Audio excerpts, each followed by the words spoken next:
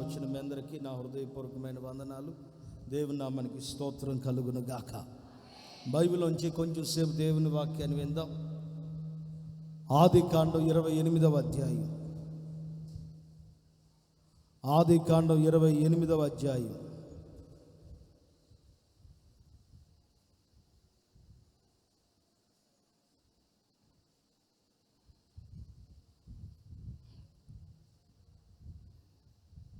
ఆదికాండం 28వ అధ్యాయం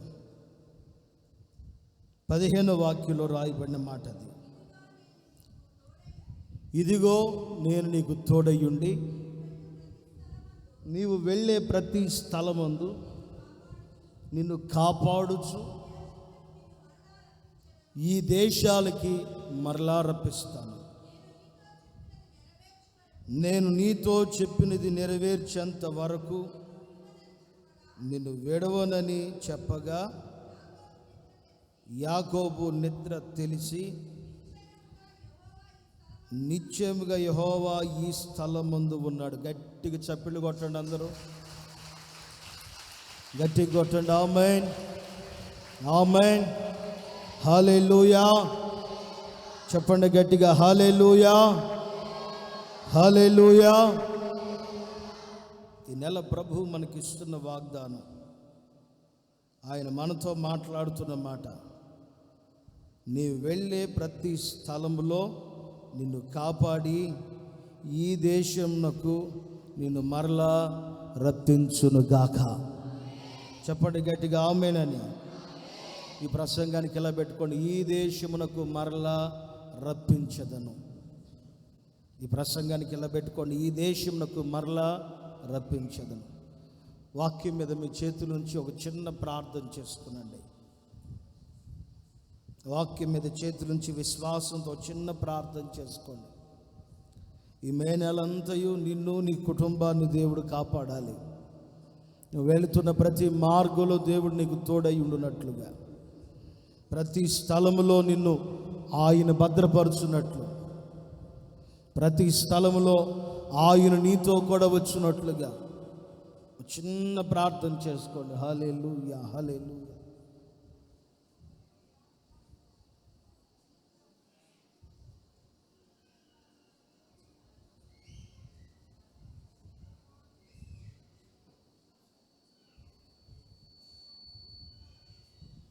హల్లెలూయా.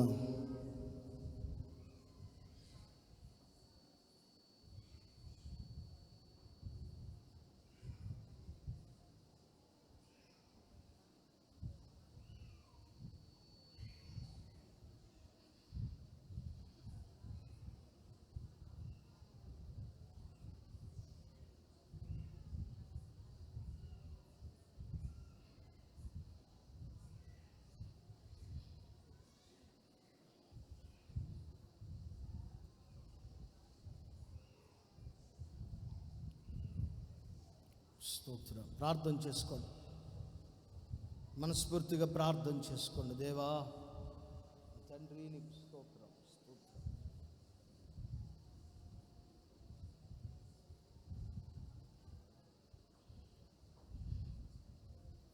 యేసు నామములో అడుగుచున్నాము తండ్రి, ఆమేన్. మరొకసారి ఆ వాక్యాన్ని చదవండి. ఇదిగో నేను నీకు తోడై ఉండి నీవు వెళ్ళే ప్రతి స్థలమునందు నిన్ను కాపాడుచు ఈ దేశానికి మరలా నిన్ను రప్పిస్తాను. నేను నీతో చెప్పినది నెరవేర్చేంత వరకు నిన్ను విడవనని చెప్పగా యాకోబు నిద్ర తెలిసి నిశ్చయంగా యెహోవా ఈ స్థలమందు ఉన్నాడు అని నాకు తెలియకపోయినని లేచి భయపడుతూ వణుకుతూ సేవిస్తూ ఇది దేవుని మందిరమే కానీ మరొకటి కాదని దేవునికి ప్రాధాన్యతనిచ్చి లేచి నిలిచినట్లు రాయబడింది. ఈ పూట ఈ ఆరాధనకు చేరి వచ్చిన మీతో ఈ 5వ నెలలో మొదటి పునరుద్ధానపు ఆరాధనకి చేరిన మీతో యేసయ్య చెప్తున్న మాట, ఇదిగో నేను నీకు తోడయ్యుండి మీరు వెళుతున్న ప్రతి స్థలములో నా దేవుడు మిమ్మల్ని అందరినీ కాపాడును గాక. ఆమేన్. ఒకరితో ఒకరు చెప్పుకోండి, నీకు దేవుడు తోడై ఉంటాడు నువ్వు వెళ్ళే ప్రతి స్థలం అని చెప్పండి. మనస్ఫూర్తిగా చెప్పండి. వెనుకున్న వాళ్ళకు కూడా చెప్పండి, అందుబాటులో ఉంటే. ఆమేన్. హల్లెలూయా, హల్లెలూయా. ఆ రోజు యాకోబుతో దేవుడు ఒక్కసారి చెప్పాడు, నేను నీకు తోడై ఉంటాను, నువ్వు వెళ్ళే ప్రతి స్థలంలో నీతో కూడా ఉంటాను. అంత మాత్రమే కాదు, నేను నిన్ను కాపాడుతాను, ఈ దేశానికి మరలా నిన్ను తీసుకొస్తాను, నేను నిన్ను రప్పించి నిన్ను ఒక ఉన్నతమైన స్థానంలో నిలబెడతాను. ఈ పూట ఈ ఆరాధనకు కూడా మీరు ఏ సందర్భాల్లో ఏ పరిస్థితుల్లో ఉండి ఈ మే నెల ఈ మొదటి ఆరాధనకు చేరువచ్చారో నాకు తెలియదు, కానీ నా ప్రభు మీ అందరితో అంటున్న మాట, మీతో కూడా నా దేవుడు మీరు వెళ్ళే ప్రతి స్థలానికి వచ్చును గాక. ఆమేన్, ఆమేన్. ప్రతి స్థలానికి ఆయన వచ్చి మిమ్మల్ని అందరినీ కాపాడుకొనును గాక. నాకు తెలియని వయసులో నేను ఇంటికాడ ఉన్నప్పుడు సేవకు రాకమునుపు నా 7 సంవత్సరాల వయసు నుంచి నాకు తెలుసు కొంచెం. నేను సినిమాకి వెళ్ళేటప్పుడు కూడా నాకు తెలియక బైబిల్ పట్టుకుని వెళ్ళేవాడిని. నిజం, బైబిల్ పట్టుకుని షర్ట్ లోపల పెట్టేసుకుని, నిక్కర్లు కదా, సినిమాకి వెళ్ళేటప్పుడు కూడా నన్ను కాపాడండి దేవా, నాతో కూడా మీరు రండి, ప్రతి స్థలానికి వెళ్ళేటప్పుడు నాతో కూడా మీరు రండి. తెలియని వయసులో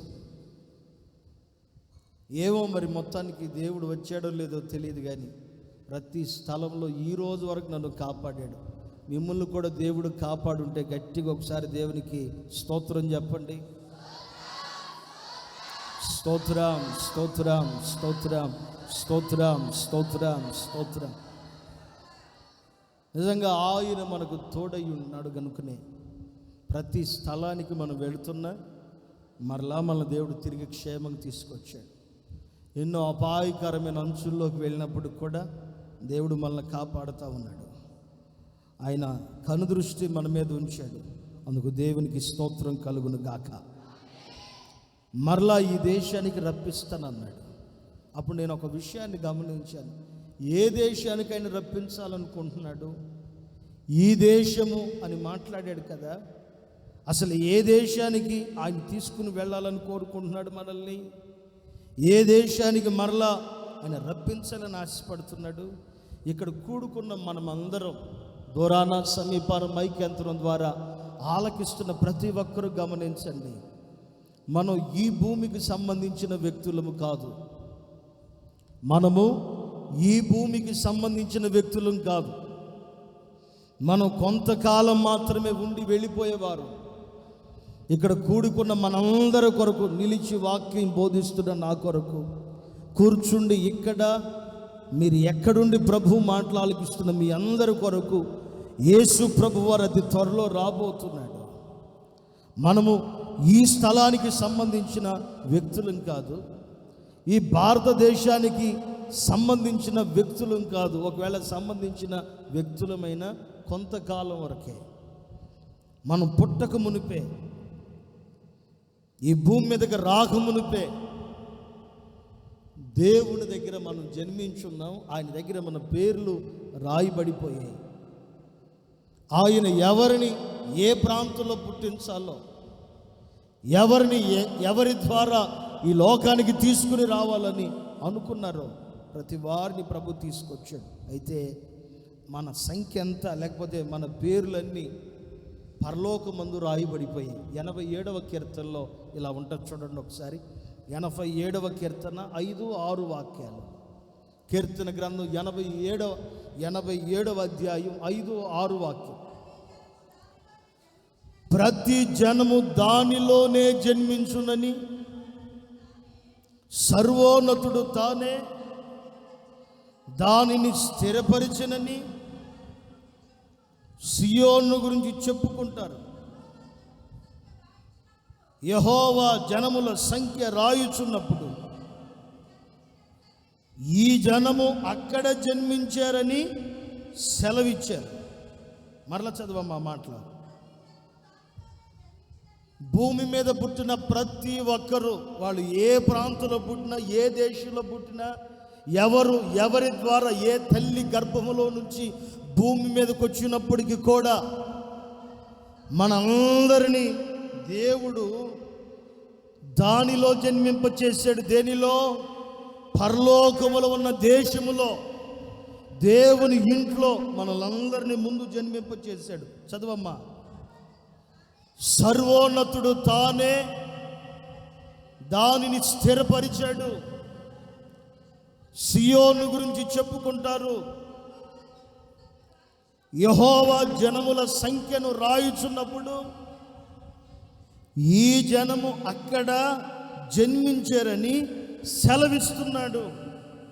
తలలు పైకెత్తిన మాటలు బాగా వినండి. ఈ భూమి మీద పుట్టిన ప్రతి ఒక్కరు, ప్రతి తల్లి గర్భములో నుంచే ఈ భూమి మీదకి వచ్చిన వ్యక్తులు మనమందరం. కానీ తల్లి గర్భములో నుంచి జన్మించబడి లోకానికి రాకమునిపే ఇలా అంటాడు యెషయా భక్తుడు, చూడుము నా అరచేతిలో నేను నిన్ను చెక్కుకొని ఉన్నాను.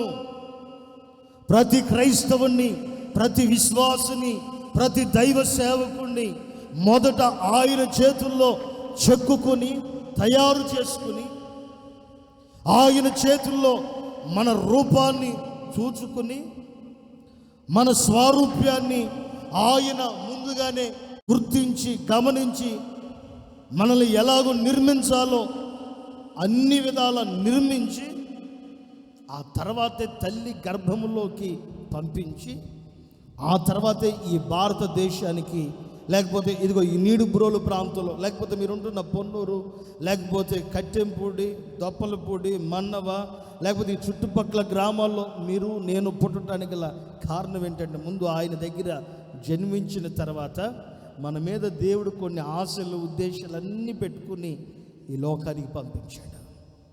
ఈ లోకంలో జన్మించిన మనల్ని మరలా దేవుడు ఈ భూమి మీద బ్రతికినంత కాలం ప్రతి స్థలంలో ఆయన మనతో కూడా వచ్చి మనలందరినీ కాపాడును గాక. ఎందుకు దేవుడు కాపాడాలనుకుంటున్నాడు మనల్ని? ఎందుకు యేసుక్రీస్తు వారు ప్రతి స్థలంలో మనకు తోడుగా రావాలని కోరుకుంటున్నాడు? ఎందుకని మరలా ఆయన మనల్ని ఏమాత్రం నశించిపోకుండా మనల్ని కాపాడాలని కోరుకుంటున్నాడంటే, మనము ఇక్కడ పుట్టిన వారము కాదు.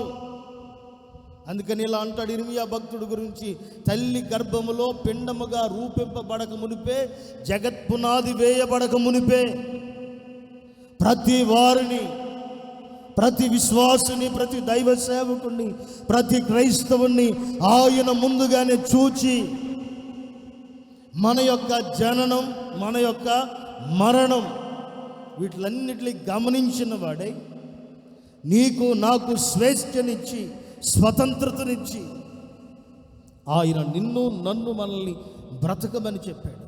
అయితే ఈ దేశంలో ఉండే వాళ్ళం కాదు, మనం మరలా దేశానికి వెళ్ళిపోవాలి. చాలాసార్లు మనం చదివంటాం, కానీ అబ్రహాము, ఇస్సాకు, యాకోబులు ఎందుకు పరవాసులుగా ఉన్నారంటే, వారు ఈ దేశానికి సంబంధించిన వారు కాదు, వారు పరలోక రాజ్యానికి సంబంధించిన వారు గనుక దేవుడు దేనికి శిల్పియు నిర్మాణకుడై ఉన్నాడో ఆ పట్టణం కొరకు కనిపెట్టుకొనొచ్చు ఈ భూమి మీద బ్రతికినప్పుడు కూడా వాళ్ళు పరవాసులుగానే, పరవస్తులుగానే, లేకపోతే పరదేశస్తులుగానే ఈ దేశానికి మాకు సంబంధం లేదన్నట్లు బ్రతికారు. నిజంగా ప్రతి క్రైస్తవుడు కూడా ఈ భూమి మీద అలా బ్రతకగలిగితే పరలోక రాజ్యానికి వెళ్ళిన తర్వాత నీకు ఒక గొప్ప ప్రతిఫలము కలుగును గాక. ఆమేన్, ఆమేన్. ఈ దేశానికి మరలా నేను నిన్ను రప్పిస్తాను. ఏ దేశం? పరలోకంలో ఉన్న దేశానికి యేసయ్య మిమ్మల్ని అందరినీ తీసుకుని వెళ్ళాలని కోరుకుంటున్నాడు. పరలోకంలో ఉంటున్న ఆ రాజ్యానికి, ఆ దేశానికి ప్రభు నన్ను తీసుకుని వెళ్ళాలని కోరుకుంటున్నాడు. ఆయన మనల్ని ముందుగానే తయారు చేసుకుని, ఆయన ముందుగానే మనల్ని నిర్మించుకుని, ఆయన స్వరూప్యంలోనికి తెచ్చుకుని సంఖ్య రాశాడంట. సంఖ్య అంటే మన పేర్లని నమోదు చేసేసుకున్నాడు దేవుడు పరలోకంలో. మన యొక్క పేరు, మన యొక్క ఊరు, మన గ్రామం, వీటిలన్నింటినీ పరలోకంలో దేవుడు ముందుగానే రాసి పెట్టుకున్నాడు. ఇప్పుడు ఆ దేవుని దగ్గరికి మనమందరం వెళ్ళాలి. ఆ శ్రేష్టమైన రాజ్యంలో మనమందరము ప్రవేశించుదుము గాక. చెప్పండి గట్టిగా ఆమేనని. ఆమేన్. ఆ దేశంలో ఏ వ్యక్తి ప్రభు ఎదుట నిలవబడతాడో, ఆ దేశంలో ఎవరు, లేకపోతే ఆ రాజ్యంలో ఏ వ్యక్తి దేవుని ఎదుట కనబడతాడో, ఆ వ్యక్తి యొక్క జీవితం యొక్క ఆశీర్వాదం ఎవరు వర్ణించలేనిది, ఏ వ్యక్తి వర్ణించలేనిది. రేపు పరలోక రాజ్యానికి నీవు నేను వెళ్ళిన తర్వాత నా దేవుడు శ్రేష్టమైన ఈవులన్నిటిని తీసుకొచ్చి, శ్రేష్టమైన ఆశీర్వాదాలన్నిటిని తీసుకుని వచ్చి, శ్రేష్టమైన దీవెలన్నిటిని తీసుకొచ్చి నీకు అనుగ్రహించును గాక.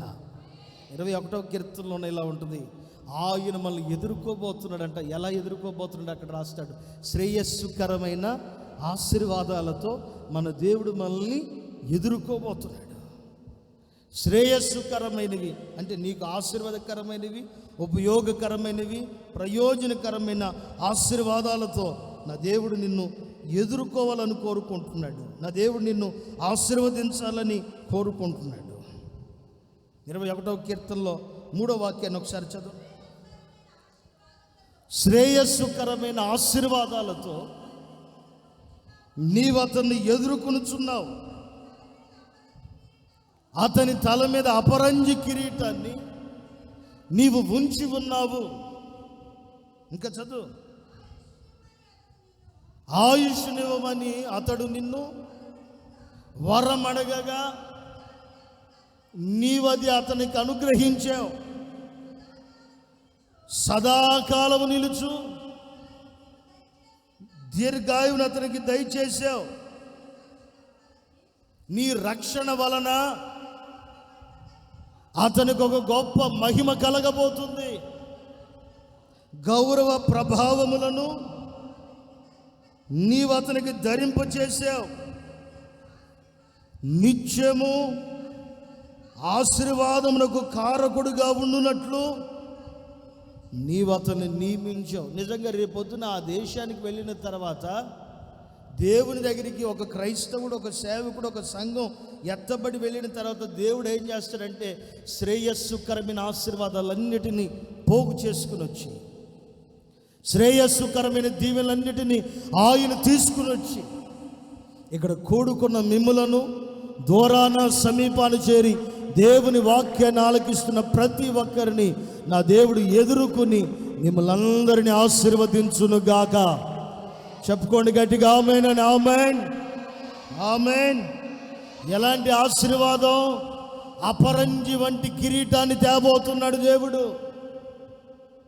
క్రైస్తవులారా, దేవుని సన్నిధిలో నీ విశ్వాసాన్ని, నీ భక్తిని, నీ పరిశుద్ధతను, ఆత్మీయతను, సాక్ష్య జీవితాన్ని, సంఘ క్రమాన్ని కాపాడుకుంటే రేపొద్దున ప్రభువైన యేసు క్రీస్తు వారు వచ్చినప్పుడు ఆయన రాకడలో చేర్చబడుతున్న తర్వాత ఆయన రాజ్యంలో ఆయన ఎదుర్కొనేటప్పుడు ఆయన నిన్ను తన దగ్గరికి చేర్చుకునేదానికి శ్రేయస్సుకరమైన ఆశీర్వాదాలతో నిన్ను ఎదుర్కొని అపరంజి వంటి కిరీటాన్ని తీసుకుని వచ్చి మనందరి తలల మీద ధరింపచేస్తాడు.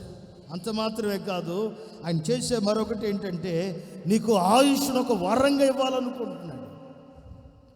దీర్ఘాయుష్మంతుడుగా, ఇక మరణము లేనట్లుగా ఆ రాజ్యములో, ఆ దేశంలో ఆయనతో కూడా నిరంతరము బ్రతుకున్నట్లు నా దేవుడు నీకు ఆయుష్ను కలుగు చేయును గాక, దీర్ఘాయుష్ను కలుగు చేయును గాక. అంత మాత్రమే కాదు, నీ రక్షణ వలన, నువ్వు పొందిన మారు మనసును బట్టి, నువ్వు తీసుకున్న బాప్టిజాన్ని బట్టి, నీ విశ్వాసాన్ని బట్టి, నీ భక్తిని బట్టి, నీ పరిశుద్ధతను బట్టి, నీ యొక్క సాక్ష్య జీవితాన్ని బట్టి నా ప్రభు ఏం చేయబోతున్నాడంటే రేపొద్దున పరలోక రాజ్యానికి వెళ్ళి నీ రక్షణలో ఎక్కడ పడిపోకుండా, కృంగిపోకుండా దేవుని కొరకు నిలబడిన కారణాన్ని బట్టి నా దేవుడు పరలోకానికి వెళ్ళిన తర్వాత ఒక గొప్ప మహిమకు కారణముగా నిన్ను చేయునుగాక, మిమ్ములను చేయునుగాక, దైవ సేవకుడిగా మమ్ములను ఆయన చేయునుగాక. ఆమేన్. నీ రక్షణను కాపాడుకోవడం వలన నీ రక్షణ వలన పరలోకానికి వెళ్ళిన తర్వాత నీకు ఒక గొప్ప మహిమను ప్రభు తేబోతున్నాడు. అంత మాత్రమే కాదు, అక్కడ రాయబడిన మాట ఏంటంటే ఆశీర్వాదములకు కారకుడుగా ఉండేదానికి ఆయన నిన్నేం చేయబోతున్నాడంటే నియమించబోతున్నాడు. ఇక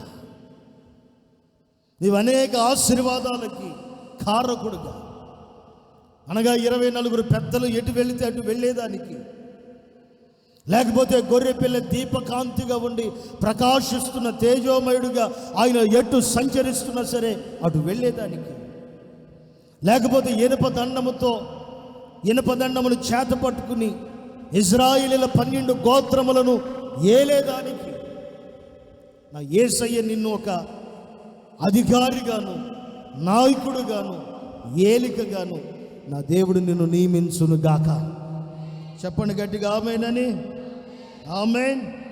అంత మాత్రమే కాదు, నువ్వు పరలోకానికి వెళ్ళంగానే ఆయన ఏం చేస్తాడంటే గౌరవాన్ని, ప్రభావాన్ని ఆయన ధరింపజేస్తాడంట. ఈ భూమి మీద నీకు గౌరవం లేదేమో, ఈ భూమి మీద నీకు ఘనత లేదేమో, ఈ భూమి మీద నీకు మెప్పు ఆశీర్వాదం లేదేమో, కానీ రేపొద్దున పరలోక రాజ్యానికి వెళ్ళిన తర్వాత, దేవుని ఎదుట నిలిచిన తర్వాత ఆయన చేసే పని ఏంటంటే నీకు ఎదురుగా వచ్చి శ్రేయస్సుకరమైన ఆశీర్వాదాలన్నింటినీ దేవుడు తీసుకుని వచ్చి మొదట మహిమా కిరీటాన్ని అపరంజి కిరీటాన్ని దేవుడు ధరింపచేసి, ఆ తర్వాత దీర్ఘాయుషుని దేవునికి అనుగ్రహించి, ఆ తర్వాత నీ రక్షణను బట్టి ఎక్కడ పడిపోకుండా దేవుని కొరకు నిలబడిన కారణాన్ని బట్టి ఆయన గొప్ప మహిమను దేవునికి ఇచ్చి, ఆ తర్వాత గౌరవాన్ని, ప్రభావాన్ని నీకు ధరింపచేసి, ఆ తర్వాత ఆశీర్వాదాలన్నిటికీ నీవు కారకురాలుగా ఉండేటట్లుగా నా దేవుడు నిన్ను నియమించును గాక. నిన్ను నా దేవుడు నియమించును గాక. చేతులెత్తి చెప్పుకోండి ఆమేనని. ఆమేన్. ఈ ఆరాధనకు ఒకవేళ ఘనత, గౌరవం, ప్రభావం, మర్యాద లేక అందరి మధ్యలో తగ్గించబడి దేవుని మందిరానికి వచ్చేదేమో, నా దేవుడు నీతో నాతో అంటున్న మాట, మనుషులిచ్చే గౌరవం కాదు, మనుషులిచ్చే ప్రభావం కాదు, మనుషులిచ్చే గొప్ప మహిమలు కాదు, పరలోక రాజ్యంలో మనందరి కొరకు ఒక మహిమ ఎదురు చూడబోతుంది. మనందరి కొరకు ఒక ఘనత ఎదురు చూస్తూ ఉంది. మనందరి కొరకు అపరంజి వంటి కిరీటాలు ఎదురు చూస్తూ ఉన్నాయి. వీటిలన్నిటినీ అనుభవించేదానికి ఇదిగో ఈ భూమి మీద నువ్వు బ్రతికినంత కాలం, 28వ అధ్యాయం 16వ వాక్యం చదివాం కదా ఆదికాండలో, ఇవన్నీ మనం అనుభవించే దాని కొరకు ఇదిగో నేను నీకు తోడయ్యుండి నేను వెళుతున్న ప్రతి స్థలమునందు నిన్ను కాపాడి ఈ దేశానికి నిన్ను మరలా రప్పిస్తాను. మనం దేవుని దగ్గరికి మరలా పోబోతున్నాం. యేసు ప్రభు దగ్గరికి మరలా వెళ్ళబోతున్నాం. ఆ దేశానికి వెళ్ళేదానికి ముందుగానే ఈ భూమి మీద బ్రతికున్నప్పుడు ఆయన మనల్ని ఎదుర్కొని పోతున్నాడనే సంగతిని గుర్తుపట్టి, ఎక్కడ దేవుని కృపకి, దేవుని సన్నిధికి, ఆయన ప్రభావానికి దూరం కాకుండా దేవుని కోసం మీరు అందరూ జీవించండి. నా ప్రభు మిమ్మల్ని కాపాడి ఆ దేశానికి రప్పించును గాక. చెప్పండి గట్టిగా ఆమేన్. ఆ దేశానికి నా దేవుడు రప్పించును గాక. ఆమేన్. అయితే ఈ దేశంలో ఉన్నప్పుడు మనం ఏం చేయాలి? ఆ దేశానికి దేవుడు మనల్ని తీసుకెళ్తాడు. మరలా ఆ దేశానికి వెళ్ళేటప్పుడు, వెళ్ళిన తర్వాత ఏం చేస్తాడో 21వ కీర్తనలో మీకు చూపించాను. ఆ దేశానికి వెళ్ళంగానే ఆయన మనల్ని ఎదుర్కొని వచ్చి శ్రేయస్సుకరమైన ఆశీర్వాదాలతో మనల్ని నింపి అపరంజి వంటి కిరీటాన్ని మనకు ధరింపచేసి, తర్వాత ఆయుష్ను అనుగ్రహించి దీర్ఘాయుష్ను కలుగు చేసి, తర్వాత గొప్ప గొప్ప మహిమను దేవుడు కలుగు చేసి, ఆ తర్వాత గౌరవ ప్రభావాల్ని మనకు ధరింపచేసి, ఆ తర్వాత ఆశీర్వాదములకు కారకులుగా నియమిస్తాడు. ఎన్ని ఎదురు చూస్తున్నాయి మన కొరకు పరలోకంలో? ఎన్ని? ఒకటి అపరంజి కిరీటం అనుకుందాం, ఎందుకంటే శ్రేయస్సుకరమైనవి ఆశీర్వాదాలు.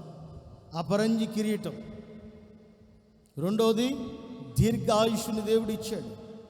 ఆయుష్ను ఇవ్వమని అడిగితే అతనికి దీర్ఘాయుష్ని ఇచ్చాడు. అంటే ఇక మరణం లేని జీవితం. పరలోకంలో మన కొరకు ఒకటి అపరంజి కిరీటం ఎదురు చూస్తుంది, రెండవది దీర్ఘాయుష్ ఎదురు చూస్తుంది, మూడవది గొప్ప మహిమ అనే మాట ఉంది. గొప్ప మహిమ, మన రక్షణకు తగిన గొప్ప మహిమ ఎదురు చూస్తుంది. నాలుగవది అక్కడే ఉంది. ఏంటి? గౌరవము, ప్రభావము మన కొరకు ఎదురు చూస్తుంది. గౌరవము, ప్రభావము మన కొరకు పరలోకంలో ఎదురు చూస్తుంది. తర్వాత రాశారు ఏంటి? దేవుడు మళ్ళీ ఏం చేయబోతున్నాడంటే నియమించబోతున్నాడు. అక్కడ నియమించబోతున్నాడు. ఎన్ని విషయాలు చెప్పాను? 5 విషయాలు. ఒకటి చెప్పండి, అందరు నోరు తెరిచి చెప్పండి, పురుషులారు నోరు తెరిచి చెప్పండి. ఏం ఎదురు చూస్తుంది పరలోకంలో మన కొరకు?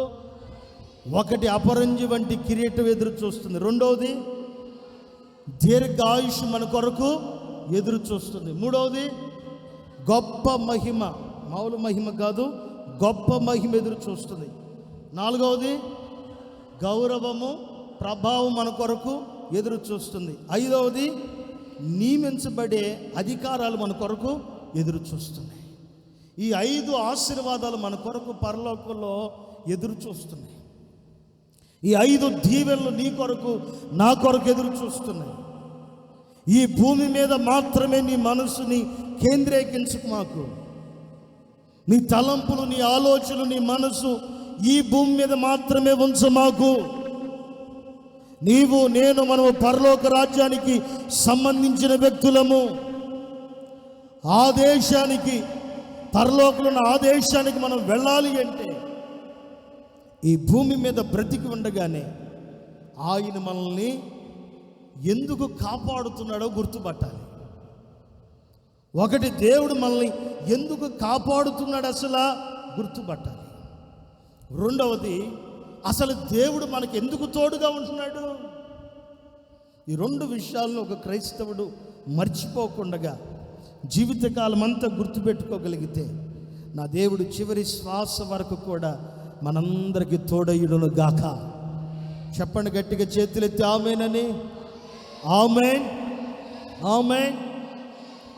ఆ దేశానికి దేవుడు మనల్ని తీసుకుని వెళ్ళాలంటే, ఇదిగో ఈ భూమి మీద బ్రతుకున్నప్పుడు ఈ దేశంలో మనం ఎలా బ్రతకాలి? అసలు మన పూర్వీకులు, మన పితరులు ఎలా బ్రతికారంటే, మన పౌరస్థితి పరలోకమందు ఉన్నదని ఈ భూమి మీద పెద్ద ఆశలు పెట్టుకోలేదు, ఈ దేశం మీద పెద్ద కోరికలు పెట్టుకోలేదు. ఏం తిందాం, ఏం ధరించుకుందాం, ఏం కట్టుకుందాం, ఎక్కడ ఎంత కూడబెట్టుకుందాం అనే ఆలోచనలు మనసులో పెట్టుకోలేదు. దేవుడు ఎక్కడికి వెళ్ళమంటే అక్కడికి, దేవుడు ఏ స్థలం చూపిస్తే ఆ స్థలం దగ్గరికి, దేవుడు ఏ దేశాన్ని చూపిస్తే ఆ దేశం దగ్గరికి మారు మాట్లాడకుండా వెళ్ళిపోయారు. ఏవి నోరు తెరిచి ఒక్క మాట కూడా మాట్లాడాల. మీరు ఎక్కడైనా గమనించండి, అబ్రహాము గారిని, ఇస్సాకు గారిని, యాకోబు గారిని, వాళ్ళ వంశాన్ని ప్రభు పిలిచి ఆకాశ నక్షత్రముల వలె, ఇసుక రేణువుల వలె ఆశీర్వదిస్తాను, ఈ భూమి మీద పట్టజాలనంత సముద్రం వలె మీ సంతానాన్ని అభివృద్ధి పరుస్తానని చెప్పిన తర్వాత ఏ రోజైనా, ఎప్పుడైనా, ఎక్కడైనా అబ్రహాము గారు కానీ, ఇస్సాక్ గారు కానీ, యాకోబు గారు కానీ ఎక్కడ ఆశీర్దిస్తావు, ఏ దేశం అని కానీ, ఎప్పుడైనా అడిగారా? ఎప్పుడు అడగల. దేవుని మాటకి ఒక్క మాట కూడా అడ్డు చెప్పకుండా దేవుడు ఏ స్థలం చూపిస్తే ఆ స్థలానికి వెళ్ళిపోయారు. నా ప్రభు మిమ్మల్ని అందరినీ కూడా మీకు తోడై ఉండి, మీరు వెళుతున్న ప్రతి స్థలంలో మీతో కూడా వచ్చి మరలా ఆ దేశానికి వెళ్ళేంత వరకు ఈ భూమి మీద బ్రతికున్నంత కాలం మనల్ని ఆశీర్వదించును గాక. నిజంగా చాలామంది భక్తిపరులు, పరిశుద్ధులు కూడా ఈ లోకాన్ని వదిలిపెట్టి వెళ్ళిపోతున్నారు. ఏ మంచి లేకపోయినా మనల్ని ప్రభు ప్రేమిస్తున్నాడంటే గుర్తుపట్టండి, ఆ దేశానికి రావలసిన సంపూర్ణత మనలోకి వచ్చినాక, ఆ దేశానికి, పరలోక రాజ్యానికి సంబంధించిన ఆత్మీయత మనలోకి వచ్చిన తర్వాత మనలందరినీ ఈ దేశంలో నుంచి పరలోక రాజ్యం చేర్చుకును గాక. ఆమేన్. చెప్పండి గట్టిగా, ఆమేన్, ఆమేన్. మలాకీ గ్రంథం 3వ అధ్యాయం 12వ వాక్యం.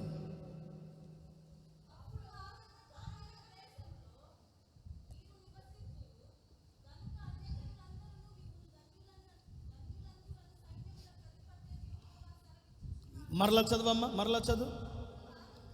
మలాకి గ్రంథం 3వ అధ్యాయం 12వ వాక్యం. అప్పుడు ఆనందకరమైన దేశములో మీరు నివసింతురు గనుక అన్యజనులందరూ మిమ్మల్ని అందరిని చూసి ధన్యులు అని అంటారు.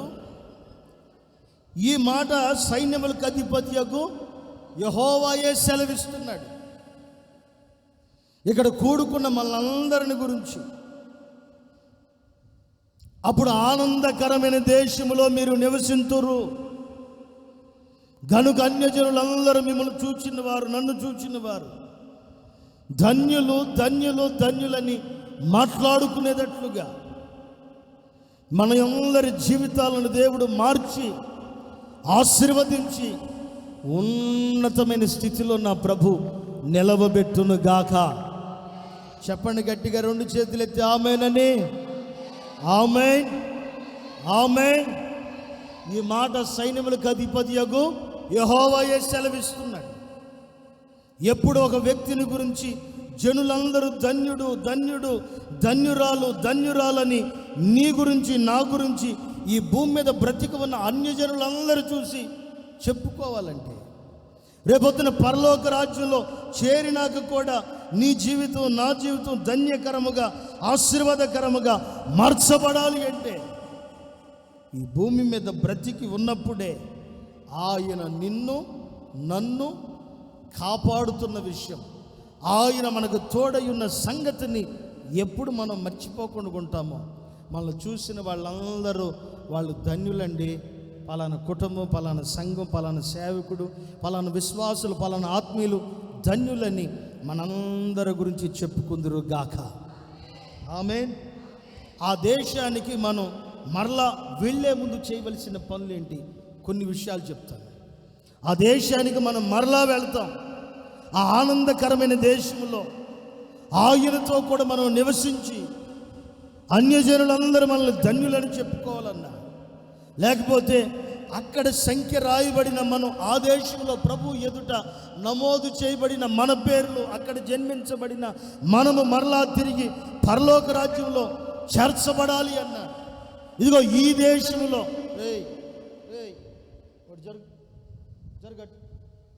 చాలా మనం చేర్చబడాలన్నా ఈ భూమి మీద ఎలా ఉండాలి, మనం ఎలా ఉన్నప్పుడు ఆ దేశాన్ని ప్రభు మనకిస్తాడు. పరలోక రాజ్యంలో నీవు నేను మనమందరం చేర్చబడి ఈ భూమి మీద కాపాడబడుతున్న మనం, ఈ భూమి మీద మనకు తోడయ్యున్న దేవుడు ఇక్కడి నుంచి మనల్ని పరలోక రాజ్యంలో కూడా చేర్చి ఆయన ఎదుట నిలబెట్టుకుని అందరూ మన గురించి ధన్యుడండి ధన్యురాలని మాట్లాడుకునేటట్లుగా నా యేసయ్య మనందరినీ చేయాలంటే ఈ భూమి మీద మనం ఎలా బ్రతకాలి, అదే అధ్యాయంలో నుంచి మీకు కొన్ని విషయాలు చూపిస్తాను. 1, 2, 3 విషయాలు చూపిస్తాను. చూడండి, మలాకి గ్రంథం 3వ అధ్యాయం 4వ వాక్యం. మొదటి మాట చెప్తున్నాను. మలాకి గ్రంథం 3వ అధ్యాయం 4వ వాక్యం. అప్పుడు మునుపటి దినముల్లో ఉన్నట్లు, పూర్వపు సంవత్సరముల్లో ఉన్నట్లు యోధావారును యెరూషలేము వారును చేయు నైవేద్యములు యెహోవాకి ఇంపుగా ఉండును. ఆ దేశంలో మనం చేర్చబడి పరలోక రాజ్యంలో దేవుని చేత మనం మనుషులందరి చేత ధన్యుడిగా ధన్యురాలుగా తీర్చిదిద్దబడాలి అంటే ఈ భూమి మీద బ్రతికి ఉన్నప్పుడు చేయవలసిన పని ఏంటంటే ఆ దేవుని రాజ్యంలో ఆయన మనల్ని జన్మింపజేసి భూమి మీదకి పంపించి మరలా మనల్ని తీసుకుని వెళ్ళి ఆ పరలోక రాజ్యంలో ఆ దేశంలో ఆయనతో కూడా కూర్చుండబెట్టుకోవాలంటే ఈ భూమి మీద బ్రతికున్నప్పుడు మనం చేయవలసిన పని ఏంటంటే అప్పుడు మునుపటి దినముల్లో ఉన్నట్లుగా పూర్వపు సంవత్సరముల్లో ఉన్నట్లుగా యోధావారును యెరూషలేము వారును ఇప్పుడు చేయవలసిన పని ఏంటంటే దేవునికి యెహోవాకి నైవేద్యం అర్పించాలి. ఎప్పుడు ఒక వ్యక్తి దేవునికి నైవేద్యం అర్పిస్తాడో ఆ నైవేద్యం అర్పించిన కారణాన్ని బట్టి ఆ వ్యక్తి యెహోవా దృష్టిలో ఇంపైన వ్యక్తిగా మారిపోవును గాక, ఇష్టమైన వ్యక్తిగా మారిపోవును గాక, సువాసన కలిగిన వ్యక్తిగా మారిపోవును గాక, ఆత్మీయుడిగా మారిపోవును గాక. ఆ దేశానికి నీవు నేను మనమందరం వెళ్ళాలి అంటే ఈ భూమి మీద ఉన్నప్పుడు చేయవలసిన పని ఏంటంటే యెహోవాకి నైవేద్యం అర్పించాలి.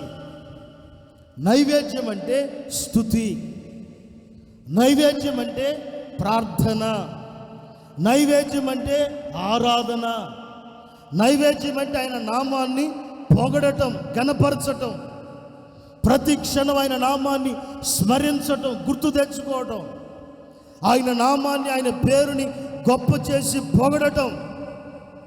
ఆనందకరమైన దేశంలో నీవు నేను మనమందరం నివసించి అన్యజనుల చేత ధన్యులు అని పిలువబడాలి అంటే ఆ ఆనందకరమైన దేశంలో యేసుక్రీస్తు వారితో కూడా నీవు నేను మనమందరం చేర్చబడాలి అంటే మనం చేయవలసిన పని ఏంటంటే ఈ భూమి మీద బ్రతికున్నప్పుడే ఆయన నిన్నెందుకు కాపాడుతున్నాడో గుర్తుపట్టాలి. రెండోది, ఆయన నీకు ఎందుకు తోడుగా ఉన్నాడో ఆ సంగతిని గుర్తుపట్టాలి. నీకు తోడుగా ఉండి నిన్ను కాపాడుతుంది. వివాహం చేసుకుని పిల్లలు కానీ ఆశీర్వాదకరంగా బ్రతికి ఒక మంచి ఉద్యోగం తెచ్చుకుని తిని నీవు మాత్రమే బ్రతకమని ఉద్దేశంతో కాదు. యేసయ్య నిన్ను నన్ను మనల్ని సృష్టించిన నిత్య ఉద్దేశం నీవు ఆశీర్వదించబడాలి, దీవించబడాలి, ఇతరులకు ఆదర్శంగా కనపడాలి. అదే సమయంలో నీవు నేను చేయవలసిన పని ఏంటంటే యెహోవాకి నైవేద్యాన్ని తీసుకురావాలి. ప్రతిరోజు దేవుని సన్నిధిలో ఆయన నామాన్ని స్మరిస్తూ స్తుతిస్తూ యేసయ్య నామాన్ని ఎప్పుడు ఒక వ్యక్తి గొప్ప చేస్తాడో ఆ వ్యక్తికి పరలోక రాజ్యములో నా దేవుడు స్థలమును దయచేయును గాక. చెప్పండి గట్టిగా ఆమేనని. ఆమేన్. ఎలాంటి నైవేద్యం దేవాలి తెచ్చేటప్పుడు కూడా ఎలాంటిది? బైబిల్ ఉన్న విషయం చెప్పండి. ఎలాంటిది? ఎలాంటిది? అక్కడ రాయబడి ఉంది కదండి. మునుపటి దినాల్లో ఎలా చేసేవో, పూర్వపు సంవత్సరాల్లో నువ్వు ఎలాగూ ఆరాధన చేసేవో అలాంటి స్థుతి తేవాలి దేవుడి దగ్గరికి. దేవుని దగ్గరికి నైవేద్యం తీసుకొచ్చేటప్పుడు, దేవుడి దగ్గరికి ప్రాణార్పణంగా ఏదైనా తీసుకొచ్చేటప్పుడు హృదయపూర్వకంగా దేవుని దగ్గరికి తీసుకుని రావాలి. ఒకప్పుడు దేవుని మందిరానికి ఎలా పరిగెత్తుకుని గడగడ వణుకుతూ దేవుని మందిరానికి వచ్చావో, గత సంవత్సరాలు నువ్వు దేవుని మందిరానికి వచ్చిన ప్రారంభంలో ఎలాగూ పరిగెత్తుకుని దేవుని మందిరానికి వచ్చావో ఇప్పుడు కూడా నువ్వు దేవుని మందిరానికి వచ్చేటప్పుడు ఆ పూర్వపు దినాల్లో పూర్వపు సంవత్సరాలలో ఎలాగైతే నైవేద్యాన్ని తీసుకొచ్చావో ఇప్పుడు అలాగే దేవుని దగ్గరికి పట్టుకుని వచ్చుదువు గాక. చెప్పండి గట్టిగా ఆమేనని. ఆ నైవేద్యం తేకుండా ఊరికే వచ్చి వెళ్ళిపోతే సరిపడదు. ఏదో మామూలుగా వస్తే సరిపడదు. నా మాటలు బాగా వినండి. మనుషుల మెప్పు, మహిమ, ఘనత కొంతకాలమే. నా దేవుని మహిమ, ఘనత, మెప్పు లేకపోతే ఆశీర్వాదం సదాకాలం నిలవబడింది. ఈ భూమి మీద మనుషులు ఒకవేళ నీ ఆశీర్వాదాన్ని దొంగిలించినప్పుడు కూడా నా దేవుడు శ్రేయస్సుకరమైన ఆశీర్వాదాలతో నిన్ను ఎదుర్కోబోతున్నాడు. నా ప్రభు మిమ్మల్ని అందరినీ ఆశీర్వదించును గాక. అయితే ఇప్పుడు మీరు అందరూ ఏం చేయాలి? ఈ భూమి మీద ఏం చేయాలి? నైవేద్యాన్ని అర్పించాలి. రెండు చేతులు పైకి ఎత్తండి. అందరు రెండు చేతులు పైకి ఎత్తండి. రెండు చేతులు బాగా పైకి ఎత్తండి. ఒక 5 నిమిషాలు దేవునికి స్తోత్రం చెప్పండి మనస్ఫూర్తిగా. చేతులు ఊపుతూ చెప్పండి. చేతులు ఊపుతూ చెప్పండి గట్టిగా. ఒక 5 నిమిషాలు గట్టిగా చెప్పండి. స్తోత్రం, స్తోత్రం. చెప్పు చెప్పు గట్టిగా చెప్పు. స్తోత్రం, స్తోత్రం, స్తోత్రం, స్తోత్రం. చెప్పండి గట్టిగా. స్తోత్రం, స్తోత్రం. చెప్పండి చెప్పండి గట్టిగా. స్తోత్రం, స్తోత్రం.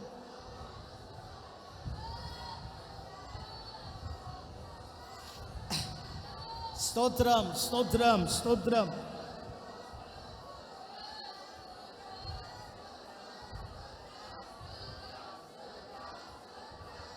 చెప్పండి చెప్పండి. స్తోత్రం, స్తోత్రం, స్తోత్రం, స్తోత్రం, స్తోత్రం, స్తోత్రం, స్తోత్రం, స్తోత్రం, స్తోత్రం, స్తోత్రం, స్తోత్రం, స్తోత్రం, స్తోత్రం, స్తోత్రం, స్తోత్రం, స్తోత్రం, స్తోత్రం, స్తోత్రం.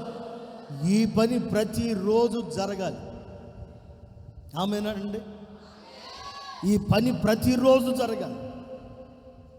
ఎప్పుడు నీ ఇంట్లో నైవేద్యం అనేది ఉంటుందో, ఎప్పుడు నీ ఇంట్లో నుంచి స్తుతి ఆరాధన వినపడిద్దో, ఎప్పుడు నీ నోట్లో నుంచి కృపణ గురించి స్తుతిని గురించి పాడటం, స్తుతించటం, మహిమపరచటం, ఆయన నామాన్ని పొగిడి ఎప్పుడైతే గణపరుస్తావో, గణపరిచిన కారణాన్ని బట్టి అన్ని జనులందరూ నేను చూసి రేపొద్దున అనుకుంటారు, వీళ్ళు ధన్యులు, వీళ్ళు ధన్యులు, వీళ్ళు ధన్యులని నీ గురించి అన్ని జనులందరూ మాట్లాడుకున్నట్లు నా యేసయ్య రేపొద్దున పరలోకంలో నీ జీవితాన్ని అనేకులకి ఆదర్శముగా చూపించునుగాక. ఆమేన్, ఆమేన్, ఆమేన్. కావాలంటే మీరు చదవండి. దేవుడు యాకోబు కనబడిన తర్వాత ఒక ప్రార్థన చేసుకున్నాడు. ప్రార్థన చేసుకుని అయిపోయిన తర్వాత కొన్ని మాటలు అడుగుతాడయ్యా, తినటానికి తిండి, ధరించుకోవడానికి వస్త్రాలు, ఉండేదానికి ఒక నివాసం నాకు ఇవ్వండి. దేవుడు అంటాడు అదే అధ్యాయంలో, నేను నీకు తోడుగా ఉంటాను రబ్బాయి, నిన్ను ఆశీర్వదిస్తా, నీకు ఏది కావాలో అది ఇస్తాను. ఆ తర్వాత ఆశీర్వదించబడిపోయి దీవించబడి విస్తారమైన ఆశీర్వాదాలకు వస్తున్న తర్వాత అతను చేసిన పని ఏంటి? మొదట తన మావ దగ్గర నుంచి తిరిగి వస్తున్న తర్వాత అతను చేసిన పని ఏంటి?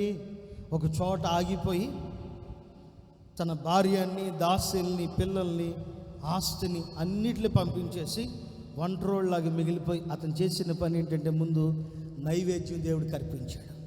చేతులెత్తి, ప్రభువా నన్ను ఇంతకాలం కాపాడారు, నాకు ఆరోగ్యం ఇచ్చారు, ఆయుష్ని ఇచ్చారు, క్షేమాన్ని ఇచ్చారు, ప్రాణాన్ని ఇచ్చారు. ఎక్కడో చిన్న ఉద్యోగం, చిన్న కూలి పని, చిన్న వ్యవసాయం, ఒక ప్రాంతంలో గతి లేక, ఏ పని లేక ఈ ప్రాంతానికి వస్తే ఈరోజు ఒక స్థితి ఇచ్చారని చేతులెత్తి మనసారా స్తుతిస్తున్నాడు, మనసారా స్తుతిస్తున్నాడు. ఇప్పుడు ఆ స్థుతి లేకపోతే ఆ ఆరాధన, ఆ నైవేద్యం ఏమైపోయిందంటే దేవునికి ఇంపైన సువాసనగా మారిపోయింది. ఇంపైన సువాసనగా మారేపాటికి దేవుడు పరలోకంలో ఉండలేకపోయాడు. దేవుని వాక్యాన్ని వినటానికి వచ్చిన దేవుని బిడ్డలారా, మీ ఇంట్లో కూడా ఇంపైన సువాసన ఉంటే, మీ ఇంట్లో కూడా ఎప్పుడు ప్రార్థన, స్తుతి, ఆరాధన ఉంటే, యేసయ్య పరలోకంలో ఉండలేడు.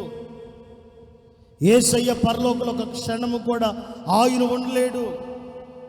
ఇంపైన సువాసనగా నీ యొక్క నైవేద్యం, నా యొక్క నైవేద్యం మార్చబడితే ఆయన పరలోకంలో ఉండకుండగా నీతో కూడా ఉండేదానికి నా దేవుడు నీ దగ్గరికి దిగి వచ్చునుగాక.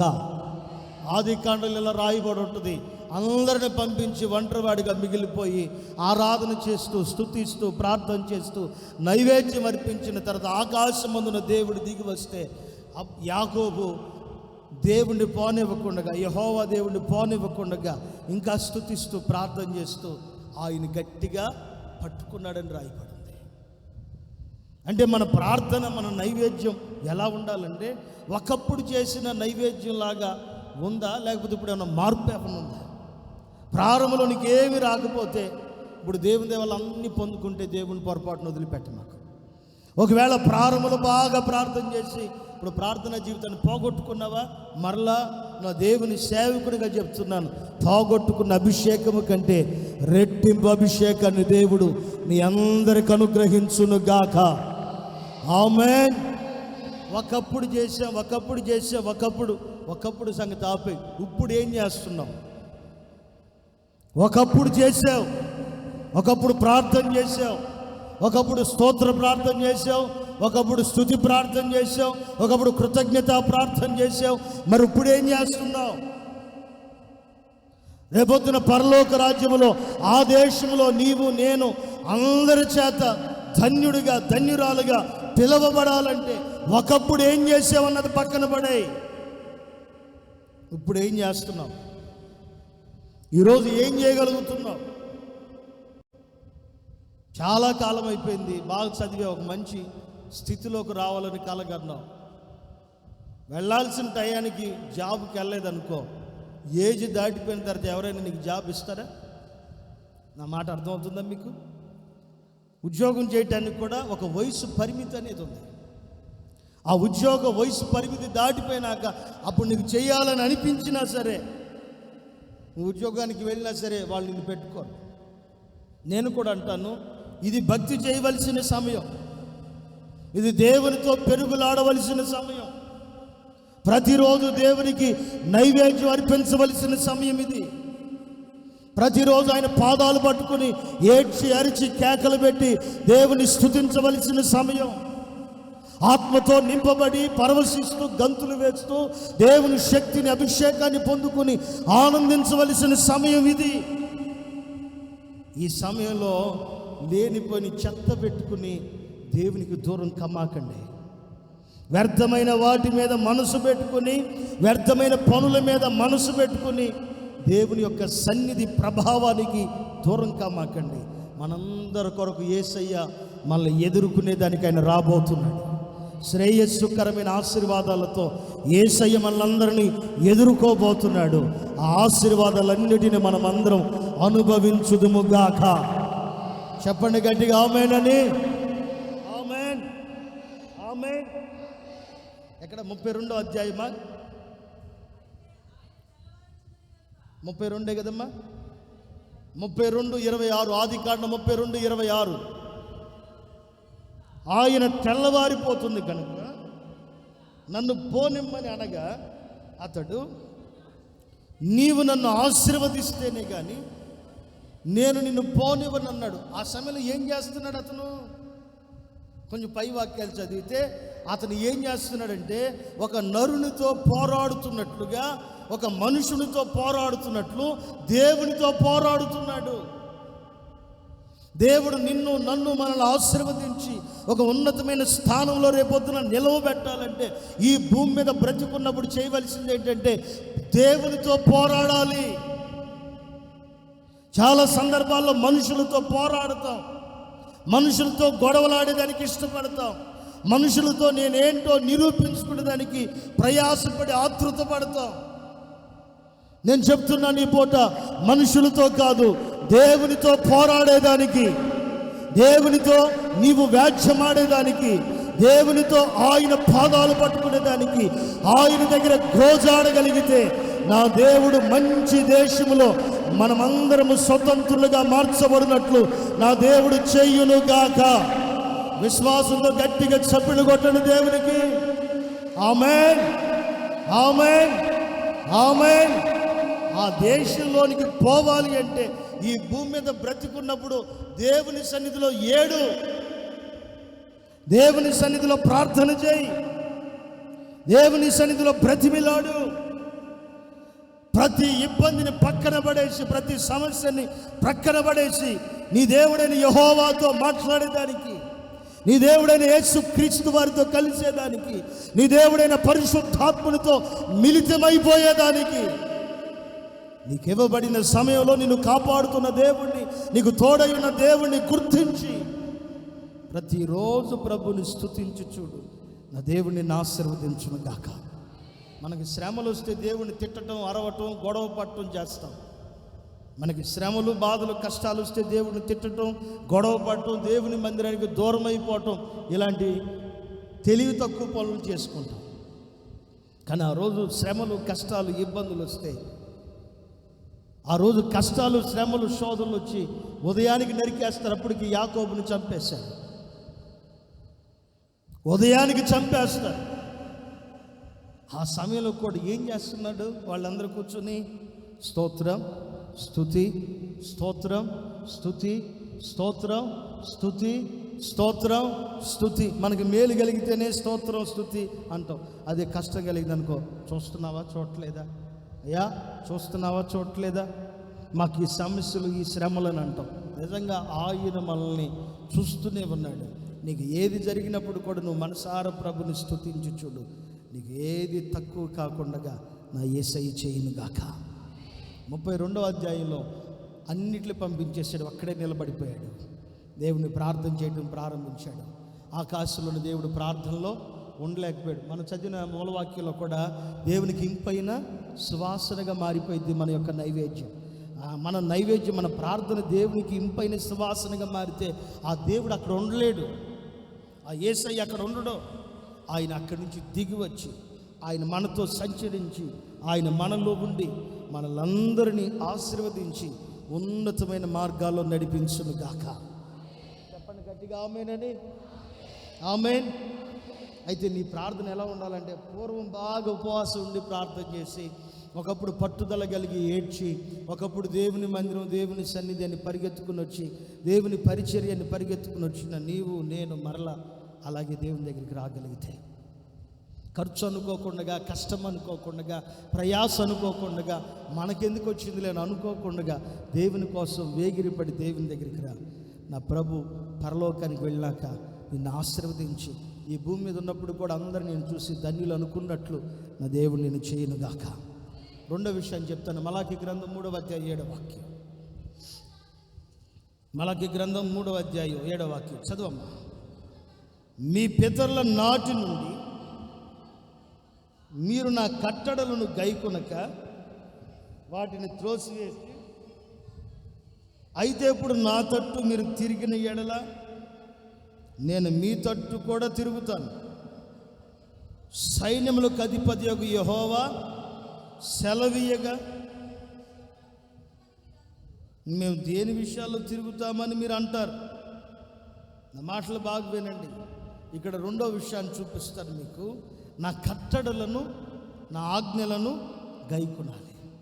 మొదటి విషయం చెప్పాను, నైవేద్యం దేవునికి అర్పిస్తే పరలోక రాజ్యానికి రేపొద్దున వెళ్ళిన తర్వాత, దేవుని ఎదుగు మనం వెళ్ళిన తర్వాత మనం చూసిన వాళ్ళందరూ అనుకుంటారు, వీరు ధన్యులు, వీళ్ళు ధన్యులని మన గురించి రేపొద్దున మాట్లాడుకుంటారు. అలా జరగాలంటే మొదటి విషయాన్ని చెప్పాను, నైవేద్యం దేవునికి అర్పించాలి. నా మాటలు బాగా వినండి. ఒకప్పుడు బాగా కష్టపడి ఆగిపోయావా, ఈ ప్రసంగం నీకే. ఒకప్పుడు దేవుని మందిలో ఏడ్చి ఏడ్చి ఏడ్చి ఏడ్చి ప్రార్థన చేసి, అయ్యా మేము ప్రార్థన చేస్తాం, మందిరానికి రమ్మంటారా అని బ్రతిమలాడుకుని కూడా దేవుని మందిరానికి వచ్చి ఆగిపోయిన వాళ్ళు ఎవరైనా ఉన్నారా? ప్రభు మీతోనే మాట్లాడుతున్నాడు. మరలా దేవుని మందిరంలో ఏడ్చేదానికి, దేవుని మందిరంలో ఉండేదానికి, దేవుని మందిరంలో ప్రార్థన చేసేదానికి, వ్యక్తిగతంగా నీ ఇంటికాడ కూడా ప్రార్థన చేసుకునేదానికి ఇష్టపడి చూడు. రేపొద్దున పరలోకానికి వెళ్ళాక నీవు ధన్యుడిగా మారిపోతావు. రెండో విషయాన్ని చెప్తున్నాను, మీ పితరుల వలె మీరు కూడా నా కట్టడలను వాటిని తోసివేశారు. అయితే మీరు నా తట్టు తిరిగిన ఎడల నేను కూడా మీ తట్టు తిరుగుతాను. రెండో విషయాన్ని గమనించండి, ఆయన ఆజ్ఞలను మనం గైకున్నప్పుడు రేపొద్దున పరలోకానికి వెళ్ళిన తర్వాత మనం చూసిన అనేకులు వీళ్ళు ధన్యులు, వీళ్ళు ధన్యులు. భూమి మీద ఉన్న మనుషులు కూడా, అన్యజనులు కూడా వీళ్ళు ధన్యులు, వీళ్ళు ధన్యులను అనుకుంటారు. ఎప్పుడంటే ఆయన ఆజ్ఞలను, ఆయన కట్టడలను మనం గైకొనాలి, వాటిని ప్రతి క్షణం గైకొనాలి. ఏంటి ఆయన ఆజ్ఞలను, ఆయన కట్టడల్ని ప్రతి వ్యక్తి గైకొనటం అంటే ఏంటంటే వాటిని ప్రతిరోజు గుర్తు తెచ్చుకోవాలి, జ్ఞాపకానికి తెచ్చుకోవాలి. ఏ రోజు వాటిని మర్చిపోకుండా, ధర్మశాస్త్రాన్ని, కట్టడల్ని, విధులను మర్చిపోకుండా ఏ వ్యక్తి ప్రతిరోజు వాక్యానుసారంగా నడిపించబడతాడో అదే ఆయన కట్టడిని గైకొనటం.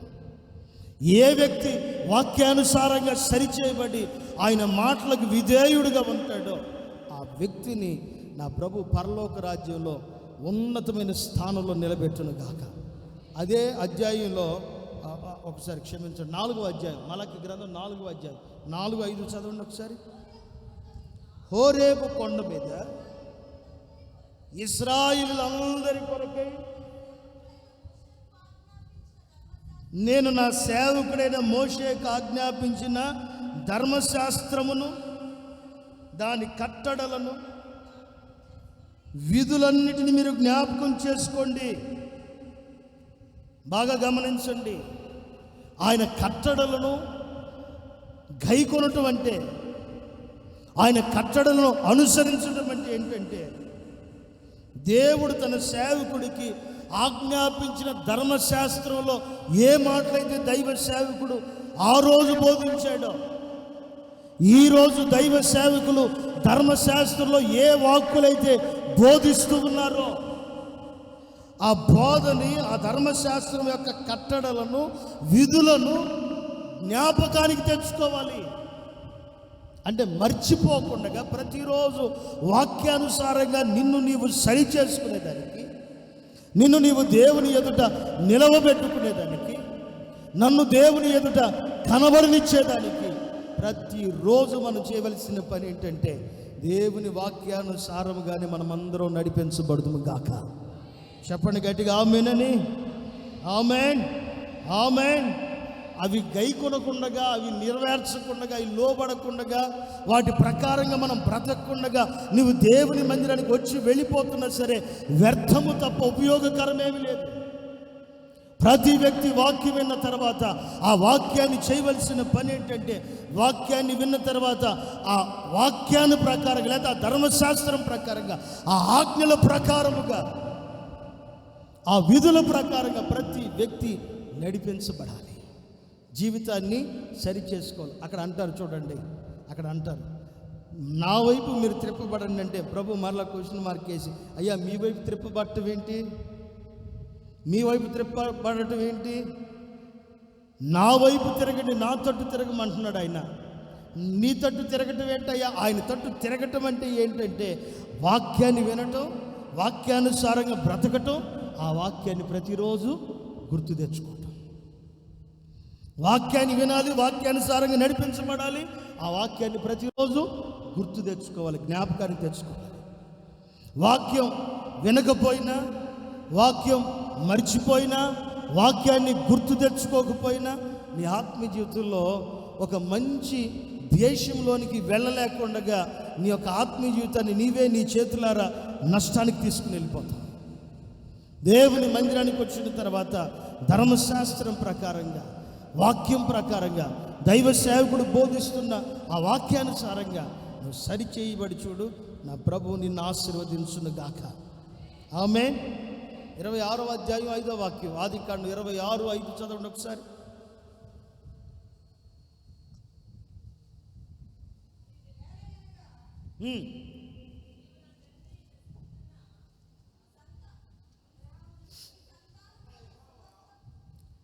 ఇరవై 26:5 వాక్యం, 26వ అధ్యాయం 5వ వాక్యం.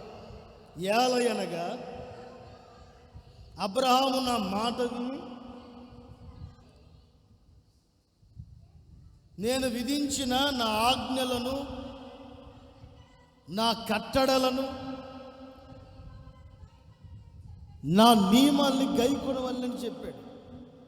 నిజంగా దేవుడు ఒక మాట ఇస్తే ఆ మాటని మనం తప్పకుండా దానిని గైకొని దాని ప్రకారంగా నియమించిన ఆజ్ఞల ప్రకారంగా ఏ వ్యక్తి నడిపించబడతాడో ఆ వ్యక్తిని దేవుని వాక్యం ఎలా మాట్లాడుతుంది.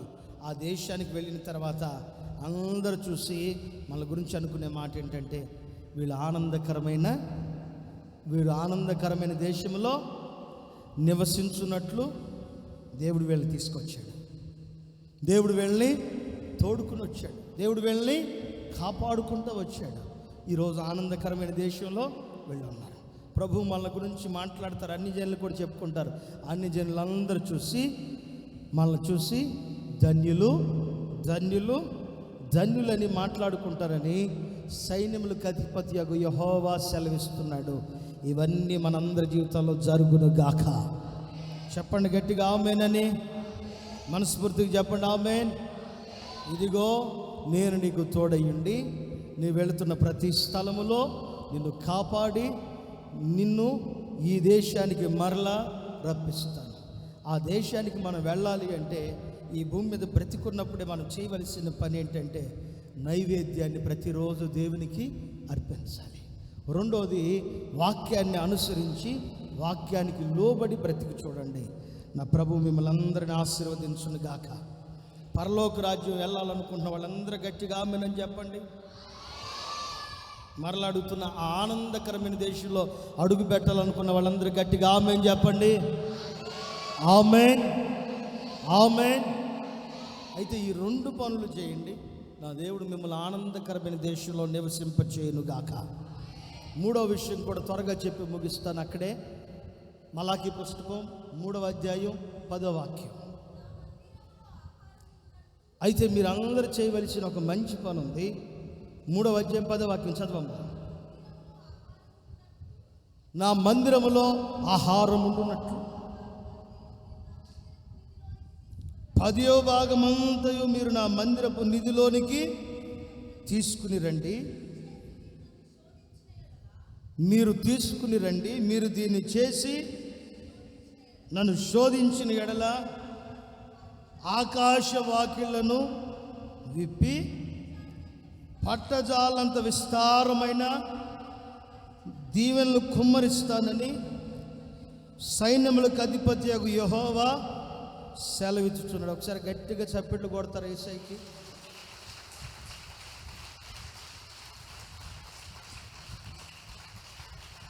ఆమేన్. హల్లెలూయా. చేతులెత్తి చెప్పండి హల్లెలూయా, హల్లెలూయా. ప్రతి చోట మీరు గమనించారు లేదో, సైన్యములకు అధిపతియగు యెహోవా సెలవిస్తున్నమాట. సైన్యములకు అధిపతియగు యెహోవా సెలవిస్తున్నమాట. నా ప్రభు మిమ్మల్ని అందరినీ పరలోక రాజ్యంలో చేర్చుకును గాక.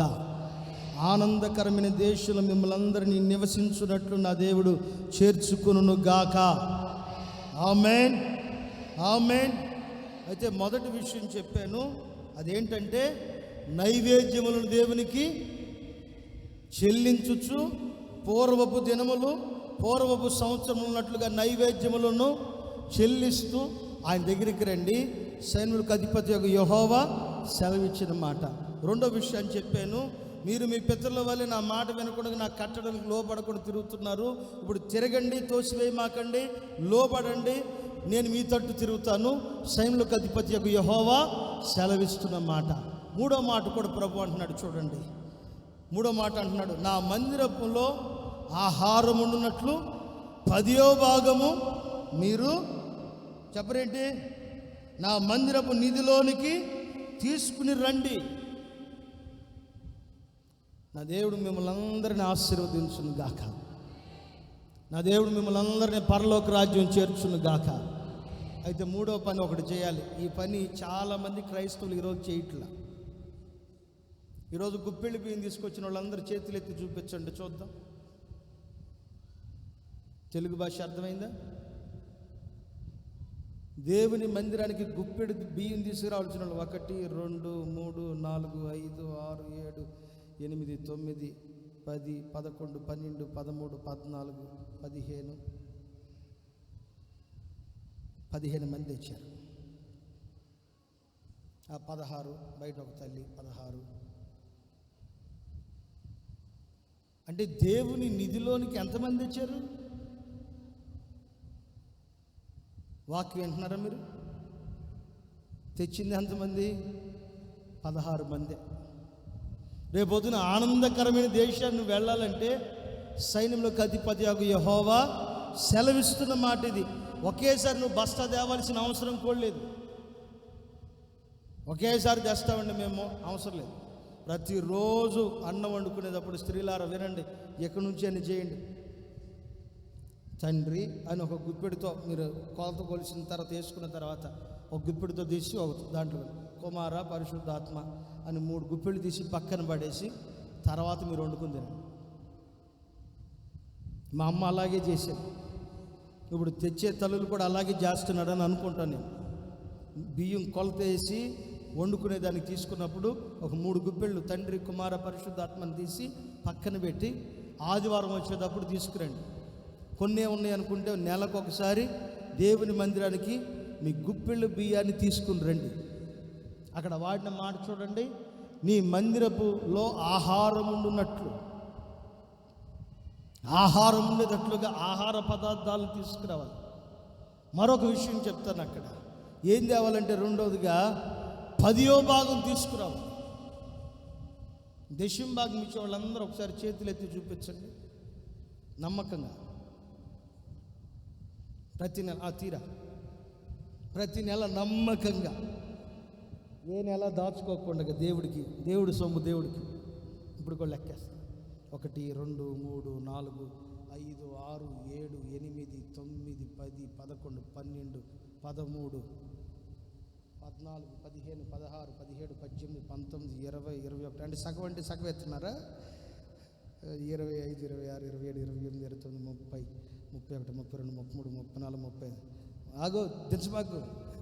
37 30 40 41 42 43 44 45 46 47 48 49 50. ఇంతమందిలో 50 మంది ఇస్తున్నారు దేవుడికి. మిగతా వాళ్ళంతా చెప్పరేంటండి? మిగతా వాళ్ళంతా దేవుడి సొమ్ము తినే దొంగలు, బియ్యం తినే దొంగలు ఉన్నారు ఇక్కడ. బియ్యం తినే దొంగలు ఉన్నారు, దేవుడు డబ్బు తినే దొంగలు కూడా ఉన్నారు. ప్రతి నెల 10వ భాగం, నా మాట బాగా వినండి, ఇది యెహోవా మాట, ఇది యేసయ్య మాట, యెహోవా సెలవిస్తున్న మాట ఇది. ప్రతి నెల నీకు ఎంత సంపద వస్తుందో, ఎంత సంపాదించుకుంటున్నావో, ఆ సంపదలో నుంచి ఒక రోజుకి 10 రూపాయలు వచ్చిందనుకో, రూపాయి తీసి పక్కన పెట్టు. ఒక రోజుకు 100 రూపాయలు వస్తే 10 రూపాయలు తీసి దేవునికి పక్కన పెట్టు. ఒక రోజు ఒక 1000 రూపాయలు వస్తే దేవునికి తీసి ఒక 100 రూపాయలు పక్కన పెట్టడం అలవాటు చేసుకో, అలవాటు చేయి. ఒకేసారి కట్టలు తీసుకెళ్ళిస్తే అది దశంభాగం కాదు. ఇంకోటి, దేవుని దశంభాగం సొమ్ముతో మందిరానికి ఏమి కొనిపెట్టమాకండి. దేవుని దశంభాగం సొమ్ముతో ఏది చేయొద్దు, ఏది కొనిపెట్టొద్దు. దేవునివి దేవునికే ఇవ్వండి. అవి దేవుని, ఒకవేళ నీకు చెయ్యాలి, ఇవ్వాలి అని అనిపిస్తే, నీకు ప్రేరేపణ కలిగితే వేరుగా చేయి. అంతేగాని దేవుని సొమ్ముని 10వ భాగాన్ని దేవుని నిధికి రావలసింది, ఆ మాట వాడాడా, దేవుని మందిరపు నిధికి రావలసిన దాన్ని ఆత్మకు. చాలామంది కానుకిచ్చి సరిపెట్టుకుంటున్నారు. కానుకిచ్చాం కదా అయిపోయింది అని అనుకుంటున్నారు. అది కానే కాదు. దేవుని మందిరానికి రావలసిన నీ రాబడి అంతట్లో నుంచి 10వ భాగం దేవుని తీసుకొచ్చి ఇవ్వాలి. ఎంత వస్తే అంత. నీకు రూపాయి వచ్చింది అనుకో, రూపాయలో నుంచి 10 పైసలు దేవుని కోసం పక్కన పెట్టు. దేవుని సొమ్ము తిన్నవాడు ఎవ్వడు బాగుపడ్డు. దేవునివి దేవునికే ఇవ్వాలి. ఒకరోజు ఇలా వచ్చి అడుగుతున్నారు, అయ్యా కరెంటు బిల్లు కట్టాలి, అయ్యా జగన్ గారు కరెంటు బిల్లు పెంచాడు, అయ్యా వాటర్ బిల్లు పెరిగింది, అయ్యా ఇంటి పన్ను పెరిగిందయ్యా, మరి మాకేం డబ్బులు చాలా తక్కువ వస్తున్నాయి, ఏంటి మరి నీకివ్వమంటావా యేసయ్యా, నీకివ్వమంటావా లేకపోతే కైసరవకి కట్టమంటావా,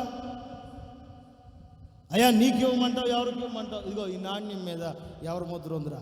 కైసరి ముద్ర ఉందయ్యా. అయితే యేసయ్య ఒక మంచి మాట చెప్పాడు, కైసరివి దేవునికి. ఇప్పుడు చాలామంది ఏం చేస్తున్నారు, అప్పులు ఉన్నాయి, వడ్డీలు కట్టుకోవాలి, రోజువారీ సీటు ఉంది, నెలవారీ సీటు ఉంది. దేవుడేమన్నా నేను చేయమని చెప్పాడా? చాలామంది మేము అప్పుడు అంత ఇచ్చాం, ఇప్పుడు ఎంత ఇచ్చాం, అప్పుడు ఒక 50,000 ఇచ్చాం, ఇప్పుడు ఎంత ఇచ్చాం. లేదు, నువ్వు చచ్చిపోయేంతవరకు దేవుడికి ఇవ్వాల్సిందే. ఆమెన్ అనరేంటి? చెప్పరేంటి గట్టిగా? ఆమెన్. నువ్వు చచ్చిపోయేంతవరకు దేవుడికి ఇవ్వాలి. ఒక ఆయన ఎవరో దశంభాగం కవర్లో పాపం కానుక పెట్టి ఇచ్చాడు. దాని మీద పేరు రాశాడు. పేరు చెప్తే బాగోదులే, పేరు రాశాడు. పేరు రాసి హోసన్న మందిరపు పెద్దలకి దీన్ని ఇవ్వండి అని రాశాడు. దాని లోపల ఎంత ఉందని చెప్పి చూస్తే కరెక్ట్ 10 రూపాయలు పెట్టాడు. నేను అనుకున్నా, అతను 10 రూపాయలు పెట్టాడంటే పాపం అతని సంపాదన నెల మొత్తం మీద 100 రూపాయలేనేమో. నేను ఇలాగే ప్రార్థన చేసే, ప్రభువా నీ బిడ్డని ఆశీర్వదించండి, అతని కష్టాజీతాన్ని మీరు ఆశీర్వదించండి, అతని చేతి పనులు మీరు ఆశీర్వదించండి, అభివృద్ధి పరచండి అని ప్రార్థన చేశాను. మారసుడు వచ్చే నెలకి దాంట్లో ఒక 100 పెరిగింది. ఈ మందిరంలో జరిగిందే ఇంకొక 100 పెరిగింది.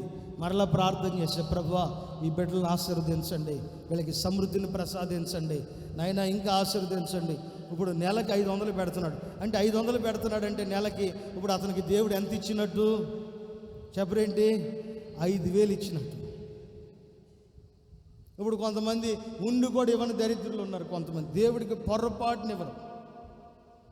దేవుడికి 10వ భాగం ఇవ్వాల్సిన వాళ్ళు కూడా వాక్యాలన్నీ తెలుసు కూడా, చాలామందికి రెఫరెన్స్లు తెలుసు, వాక్యాలు తెలుసు, అన్నీ తెలిసి కూడా దేవునికి కొంతమంది ఇవ్వట్లా. ఏంటంటే అప్పు ఉందండి, అది ఉందండి, ఇది ఉండదు. నీకు ఎన్నైనా ఉండని దేవునికి తీసుకొచ్చి అక్కడ మర్యాద దశంభాగం కవర్లు ఉంటాయి. స్త్రీల దగ్గర తీసుకోండి, పురుషుల దగ్గర తీసుకోండి. మీ పెన్ను ఉంటే దాంట్లో రాసి మర్యాద. నాకు కూడా ఇవ్వట్లా. నువ్వు ఇస్తుంది ఎవరికంటే దేవునికి, ఆయన వాక్యాన్ని నువ్వు నెరవేరుస్తున్నావు అంతే. రేపొద్దున పరలోకానికి వెళ్ళిన తర్వాత నీవు ధన్యుడివని నా దేవుని చేత నీవు పిలవబడుదువు గాక. ఉండి కూడా కొంతమంది దాంట్లో తగ్గించి ఇచ్చేవాళ్ళు చాలామంది ఉన్నారు. నాకు తెలుసు కొంతమంది వ్యాపారస్తులు ఉన్నారు, కొంతమంది మంచి స్థితి కలిగి స్థాయి కలిగిన వాళ్ళు ఉన్నారు. నాకు తెలుసు కదా, నేనేం కొత్తవాడిని కాదుగా ఈరోజు వాక్యం చెప్పుకోవటానికి. 4 ఏళ్ళ నుంచి ఇక్కడే ఉన్నాను కదా, నాకు అన్నీ తెలుసు. అన్నీ తెలుసుకొచ్చి కూడా ప్రతి నెల అలాగే పెడుతున్నాడు.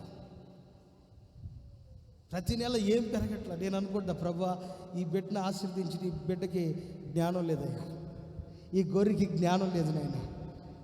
నిజంగా దేవుడు నిన్ను ఆశీర్వదించిన తర్వాత నువ్వు ఆయన ఆశీర్వదించిన దానికి కత్తిరేసావనుకో, ఆయన నీకు కత్తిరేస్తాడు. తర్వాత ఆయన ఆశీర్వదించిన దానికి నువ్వు కత్తిరేసావనుకో, ఆయన నీకే కత్తిరేసేయడానికి ఏం చేస్తావు? అందుకని అక్కడ అంటున్నాడు చూడండి, నువ్వు ఆయన మందిరపు నిధిలోనికి తీసుకుని వస్తే ఆయన నీ కోసం ఆకాశ వాకిళ్లను తెరిచి పట్టజాలంతటి దీవెనలతో ఆశీర్వాదాలతో నా దేవుడు నిన్ను దీవించి ఆశీర్వదించునుగాక. ఆమేన్. ఎంత తినేసి ఉంటావు దేవుడు సొమ్ము అసలు? నువ్వు తింటున్న కారణమే బట్టే కదా బీపీకి ట్యాబ్లెట్లు వేసుకుంటున్నావు, షుగర్కి ట్యాబ్లెట్లు వేసుకుంటున్నావు, ఆయాసానికి ట్యాబ్లెట్లు వేసుకుంటున్నావు, మిగతా రోగాలకి దేవుడు సొమ్ము ఎవరికే కదా. లేనిపోయిన హాస్పిటల్ ఖర్చు పెరిగిపోతుంది నీకు. అదే దేవునికి ఇచ్చి ఆయన నిధుల్లోకి తీసుకొచ్చి, అయ్యా నాకు ఆరోగ్యాన్ని ఇవ్వు, నాకు క్షేమాన్ని ఇవ్వు, నాకు స్వస్థతనివ్వు, ఇదిగో నీ మందిలో నేను దేశం బాగా ఇస్తున్నా. అక్కడ ఉన్న మాటలో ఉన్న ఆంతర్యం అదే, నాకు ఇచ్చి నీవు నన్ను శోధించు అంటే నన్ను అడుగు, నీకు ఎంత చేశాను కదా, నాకేం చేస్తున్నా, నాకు ఆహాస్యంగా దేవుడు చూసుకుంటాడులేని కొంతమంది ఎత్తల. ఆ ఎత్తని వాళ్ళ పేర్లు నాకు తెలుసు, వాళ్ళ గురించి కూడా నాకు తెలుసు. మరి మిగతా వాళ్ళందరికీ ఏమైంది? దేవుని సొమ్మును దొంగతనం చేస్తాను. మత్తయి సువార్తమాల ఇలా ఉంటుంది, కైసరివి కైసరికి, దేవునికి ఇవ్వండి. ఈరోజు చాలామంది దేవుడి సొమ్ము దొంగతనం చేసుకుని, మేము దేవుడికి ఎంత ఇచ్చాం, దేవుడికి అంత ఇచ్చాం, దేవుడికి ఎక్కడి తెచ్చి ఇచ్చావు? దేవుడు ఇకపోతే ఆయన నిన్ను దయదలిచి నన్ను దయదలిచి దేవుడు మనకి ఇచ్చాడు. వాటిని తిరిగి మళ్ళీ దాంట్లో మనం 10వ భాగం ఇస్తున్నాం. ఒక ఆశ్చర్యకరమైన విషయం చెప్పినా మీకు, కోకోకోలా కంపెనీ అని చూడండి. కోకోకోలా కంపెనీ, కోల్గేట్, కోకోకోలా, ఈ కంపెనీ వాళ్ళు క్రైస్తవుల వాళ్ళు, క్రిస్టియన్స్ వాళ్ళు, రాబడి అంతట్లో నుంచి 10వ భాగం వాళ్ళు తీసుకుని ఈ రోజుకి రాబడి అంతట్లో నుంచి 10వ భాగం వాళ్ళు తీసుకుని మిగతా 99 భాగాలు వాళ్ళ దగ్గర పనిచేసే వాళ్ళకి, పేదలకి, దిక్కులేని వాళ్ళకి, అనాథులకి, సంఘాలకి ప్రతి నెల వాళ్ళు మనీ ఆర్డర్ చేసి లేదా పోస్ట్ చేసి వాళ్ళే వెళ్ళి ఇచ్చేస్తుంటారు. మన దేవుడు అడిగింది ఎంత? మనల్ని చెప్పరేంటి? ఇస్తే కదా, ధైర్యంగా చెప్పడానికి ఇస్తే కదా. దేవుడికి 10వ భాగం ఇవ్వమంటే 9 భాగాలు మీరు తినాలంటే 9 సార్లు మీకు దేవుడు సొమ్ము కూడా తింటున్నారు. అక్కడే ఒక మాట చూపిస్తారు చూడండి. మలాకి గ్రంథం 3వ అధ్యాయం 11వ వాక్యం చదవండి. ఇప్పుడు దేవుడి సొమ్ము మీరు తింటున్నారు కాబట్టి మీకేం జరుగుతుంది? 11వ వాక్యం చదువు. మీ పంటలు తినివేసే పురుగులను నేను గద్దిస్తాను, అవి మీ భూమి పంటని నాశనం చేయవు. మీ ద్రాక్ష చెట్టు అకాల ఫలములను రాకుండా ఉంటుందని సైన్యములకు అధిపతి యెహోవా సెలవిస్తున్నాడు. మీ పంటను తినివేయి పురుగులను నేను గద్దిస్తాను. బాగా వినండి ఇక్కడ. ఇప్పుడు మన పంట తినే పురుగులు మన దగ్గరికి వచ్చేయండి, దానికి గల కారణం ఏంటి? మనము దేవుని సొమ్మును తింటున్నాం కాబట్టి ఆయన గద్దించవలసిన ఆయన గద్దించడం మానేశాడు. అక్కడున్న మరొకటి ఏంటంటే, ద్రాక్ష చెట్టు అకాల ఫలములు కాయవలసిన సమయంలో కాయకుండగా అకాల ఫలములు కాయటానికి గల కారణం ఏంటంటే, దానికి గల కారణం కూడా దేవుడి సొమ్ము దేవునికి ఇవ్వక, మనం దేవునికి ఇవ్వవలసిన సొమ్ము ఆయనకి ఇస్తే మన పంట పొలానికి ఏ పురుగును రానివ్వకుండా ప్రతి పురుగును దేవుడు గద్దించునుగాక. అకాల కాయలు కాదు, ఏ సమయంలో ఏ కాపు రావాలో ఆ కాపు కలిగిన ఫలాల్ని దేవుడు మీకు అనుగ్రహించునుగాక. ఆమేన్. మీ కుటుంబాలను దేవుడు ఆశీర్వదించునుగాక. ఇవన్నీ జరగాలంటే మనం చేయవలసిన పని ఏంటంటే దేవుని మందిరంలోనికి దేవుని సొమ్ముని తీసుకురావాలి. 8వ వాక్యం 9వ వాక్యం చదవమ్మా. మానవుడు దేవుని దగ్గర దొంగిలించగలడా? అయితే మీరు నా దగ్గర దొంగిలిస్తున్నారు. అయ్యా, దశమ భాగం ఏమన్న వాళ్ళారా, అమ్మా 10వ భాగం దోచుకుని తినేవాళ్ళారా, అయ్యా 10వ భాగం దశమ భాగం దేవుడికి ఇవ్వవలసిన మీరు దాచిపెట్టుకుంటున్న వారులారా, మీరు ఎక్కడ దొంగతనం చేస్తున్నారు? దేవుని దగ్గరే దొంగతనం చేస్తున్నారు. చదువు. దేని విషయంలో మీ దగ్గర దొంగతనం చేసామయ్యా మేము? 10వ భాగం ప్రతిష్ఠిత అర్పణలను ఇవ్వకుండా మీరు దొంగతనం చేశారు. జనులందరూ నా దగ్గర దొంగతనం చేస్తానే ఉన్నారు. మీరు అందుకే శాపగ్రస్తులైపోతున్నారు. దేవుని వాక్యం చెప్తున్న మాట, దేవుని సొమ్ము మీరు దొంగతనం చేస్తున్నారు. దేవుని యొక్క సంపదని మీరు దోచుకుంటున్నారు. ప్రభు దగ్గరికి రావాల్సిన 10వ భాగం, దేవుని మందిరానికి రావాల్సిన ప్రతిష్ఠిత అర్పణలను ఇవ్వకుండా దొంగతనం చేస్తున్నారు. అయ్యా, మేము ఫ్యాన్కి డబ్బులు ఇచ్చామయ్యా, అయ్యా బాక్సులకి డబ్బులు ఇచ్చామయ్యా, కుర్చీలకు డబ్బులు ఇచ్చామయ్యా, స్థలానికి డబ్బులు ఇచ్చామయ్యా, మందిరం కట్టేదానికి డబ్బులు ఇచ్చామయ్యా, వంట పాత్రలకు డబ్బులు ఇచ్చామయ్యా, పాస్టర్ గారు కారు కొనుక్కోవడానికి డబ్బులు.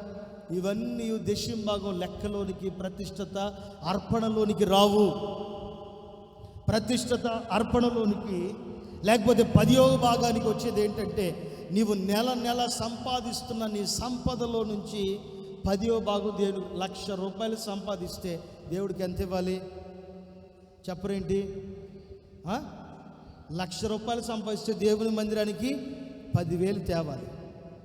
ఇప్పుడు 10,000 నువ్వు తేకుండా ఊపుకుంటూ వచ్చావంటే, ఒకవేళ నువ్వు వచ్చేటప్పుడు మందిరానికి నేను చూసిన వాళ్ళందరూ హోసన్నాకు పోతున్నాడు రే, హోసన్న మందిరానికి పోతున్నాడు రే, భక్తుడు బయలుదేరాడు రా, ప్రార్థనాపరుడు ఆత్మీయుడని అనుకోవచ్చు.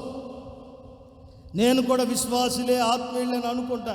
కానీ దేవుడు అట్లా అనుకోడు. అసలు పొరపాటున వీడు దొంగోడు వచ్చాడు మందిరానికి అనుకుంటాడు. నెల నెల వచ్చేటప్పుడు మొదటి నెల దేవుని సొమ్ము దేవుని దగ్గరికి తేవాలి. నువ్వు తేకుండగా 1,00,000 రూపాయల సంపద నీకు వస్తే 1,00,000 దేవుడు ఇస్తే 10,000 దేవునికి ఇవ్వవలసిన 10,000 దేవునికి ఇవ్వకుండా నువ్వు దాచుకుని ఏదో ఒక 500 1,000 రూపాయలు ఇచ్చి దేవుడికి ఇచ్చేయాలని అనుకుంటే దేవుడు ఒప్పుకోడు. ఈరోజు ఒకవేళ సైన్యులకు అధిపతి యొక్క యెహోవా మౌనంగా ఉండొచ్చు, కానీ రేపొద్దున ఆనందకరమైన దేశానికి వెళ్ళినప్పుడు జనులు నిన్ను గురించి ధన్యులని చెప్పుకోవాలంటే నీ రాబడి అంతట్లో నుంచి నమ్మకంగా దేవునికి ఇవ్వవలసిన 10వ భాగం దేవునికి ఇవ్వు. అక్కడ అంటున్నాడు చూడండి, ఏం దొంగతనం చేశారంటే, నా మందిరానికి తేవలసిన ప్రతిష్ఠిత అర్పణలో దొంగతనం చేశావు. నా మందిరానికి రావాల్సిన 10వ భాగంలో దశమ భాగం ఇవ్వక దొంగతనం చేశావు. ఈ జనులు నా యొద్ద దొంగిలించుచు ఉన్నారు, మీరు శాపగ్రస్తులై ఉన్నారు. నిజంగా దేవునికి రావాల్సింది దేవుడికి తీసుకురండి. అది ఏదైనా కానీ, నీ ఇంట్లో మొదట పుట్టిన కుమారుడైనా కుమార్తె అయినా వాళ్ళు దేవుని సేవలో ఉండాలి, లేదా దేవుని పరిచర్యలో ఉండాలి. నీ ఇంట్లో ఏది నీకు కలిగిన మొదటిది, అది తినేదైనా వండుకునేదైనా లేకపోతే ఏదైనా సరే, మొదట దేవునికి ప్రథమ ఫలముగా ప్రతిష్ఠిత అర్పణగా దేవుని తీసుకురావాలి. 10వ భాగంలో దేవుని దగ్గర నమ్మకస్తుడుగా ఉండు. లేనిపోని శాపం తెచ్చిపెట్టుకో. మాకు దేవునికి ఇవ్వాల్సిన దేవుడికి ఇచ్చి చూడు. నా దేవుడిని ఆశీర్వదించును గాక. చెప్పండి గట్టిగా ఆమేన్, ఆమేన్. 10వ వాక్యంలో అక్కడ అంటాడు కదా, దాన్ని కలిపి చదువు ఒకసారి. 8వ వాక్యం నుంచి కలిపి చదువు. మానవుడు దేవుని దగ్గర దొంగతనం చేస్తాడా? అయితే ఈ జనులు నా దగ్గర దొంగతనం చేశారు. దేని విషయంలో మేము దగ్గర దొంగతనం చేసామని అడుగుతున్నారు? 10వ భాగమును ప్రతిష్ఠిత అర్పణలను ఇవ్వకుండా దొంగతనం చేస్తున్నారు. ఈ జనులందరూ నా దగ్గర దొంగతనం చేస్తున్నారు, వీళ్ళు శాపగ్రస్తులై ఉన్నారు, నా మందిరంలో ఆహారమున్నట్లు 10వ భాగం అంతే నా మందిరపు నిధిలోనికి తీసుకుని రండి. ఇది చేసి మీరు నన్ను శోధించిన ఎడల నేను ఆకాశవాక్యాలను విప్పి పట్టజాలనంత విస్తారమైన దీవెనలు కుమ్మరిస్తాను. నిజంగా మన దేవుడు మనల్ని దీవెనలతో కుమ్మరించాలి అంటే, ఆశీర్వదించాలి అంటే, మనం దేవుని దగ్గరికి తేవలసిన 10వ భాగం దేవుని దగ్గరికి తేవాలి. దేవునికి ఇవ్వాల్సిన 10వ భాగం దేవునికి ఇవ్వాలి. నేను దానికి ఇచ్చా దీనికి ఇచ్చా అంటే అవేవి 10వ భాగం లెక్కలోకి రానే రావు. నువ్వు దేనికన్నీ కానీ ప్రతి నెల నమ్మకంగా దశమ భాగం కవర్లో లేదా చేత్తో నీకొచ్చిన సంపదలో నుంచి దేవునికి కానుక తీసుకురావాలి. అలా చేయకపోతే నీవు శాపగ్రస్తుడు అని దేవుడే చెప్తున్నమాట. అయితే ఈరోజు అడగడు దేవుడు, రేపు లెక్క అడుగుతాడు. ఆనందకరమైన దేశం 13వ అధ్యాయమా 13వ వాక్యం అదే అధ్యాయంలో, అప్పుడు ఆనందకరమైన దేశంలో మనం నివసిస్తాం కనుక అన్యజనులందరూ మనల్ని ధన్యులు అంటారు. ఎప్పుడు అంటారు ధన్యులని? ఒకటి, నైవేద్యము అర్పించినప్పుడు దేవుడికి మనం చూసిన వాళ్ళందరూ ధన్యులు అని అంటారు.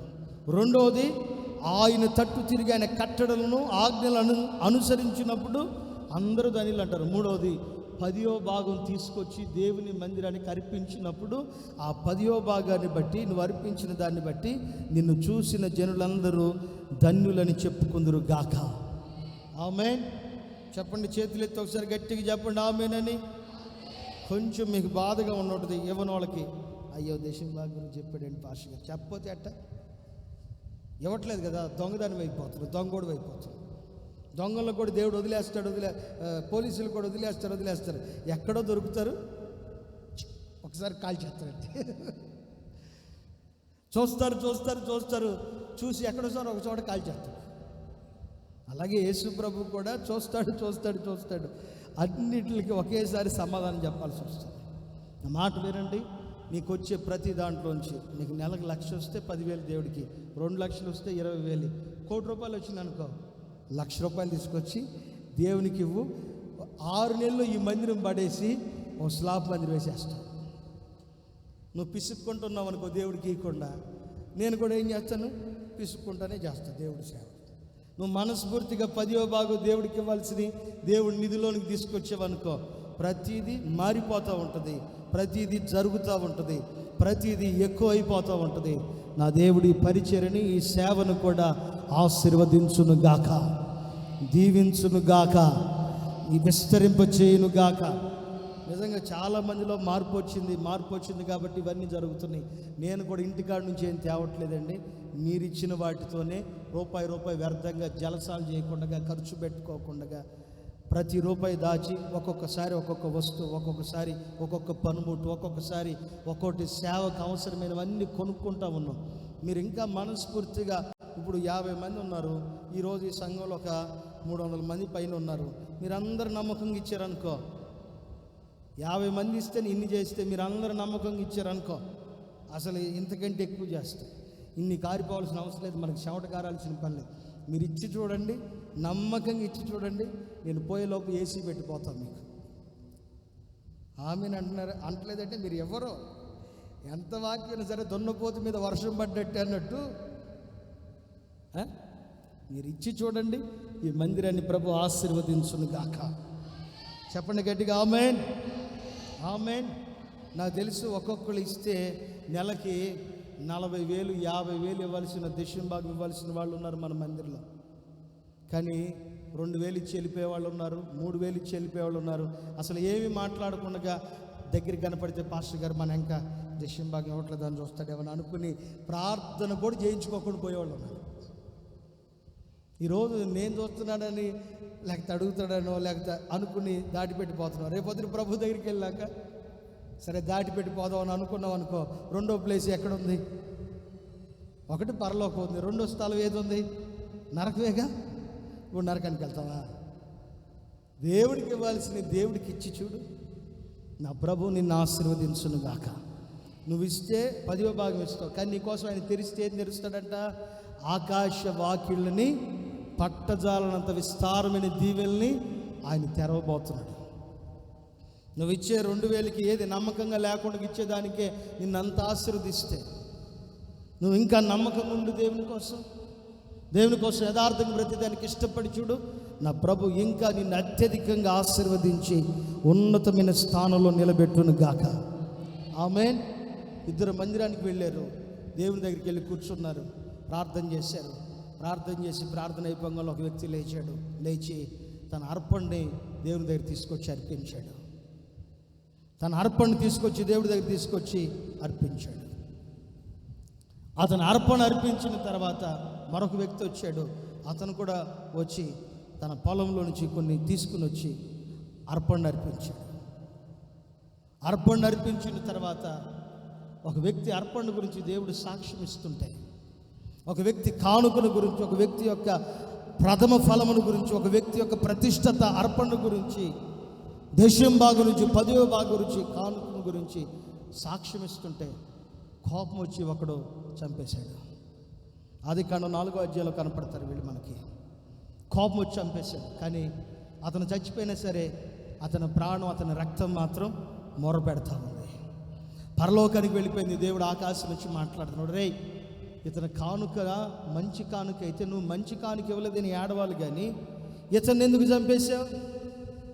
ఇతని రక్తం నా దగ్గరికి వచ్చి ఇప్పుడు మొర్ర పెడుతుంది. ఏమని మొర్ర పెట్టి ఉంటుంది? వాళ్ళ సొంత అన్న చంపేశాడు. చంపిన తర్వాత అతని అర్పణ ఏం మొరబెట్టుడు? అయ్యా నేను దశంభాగం ఇవ్వటం నేను చేసిన తప్ప? ప్రతిష్ఠిత అర్పణ అర్పించడమేనా నేను చేసిన పాపం? మా అన్నయ్య నన్ను కోపం వచ్చి నేను నమ్మకంగా ఉన్నానని చంపేశాడయ్యా. అర్పణ దేవుని దగ్గర మొరపెడుతుంది.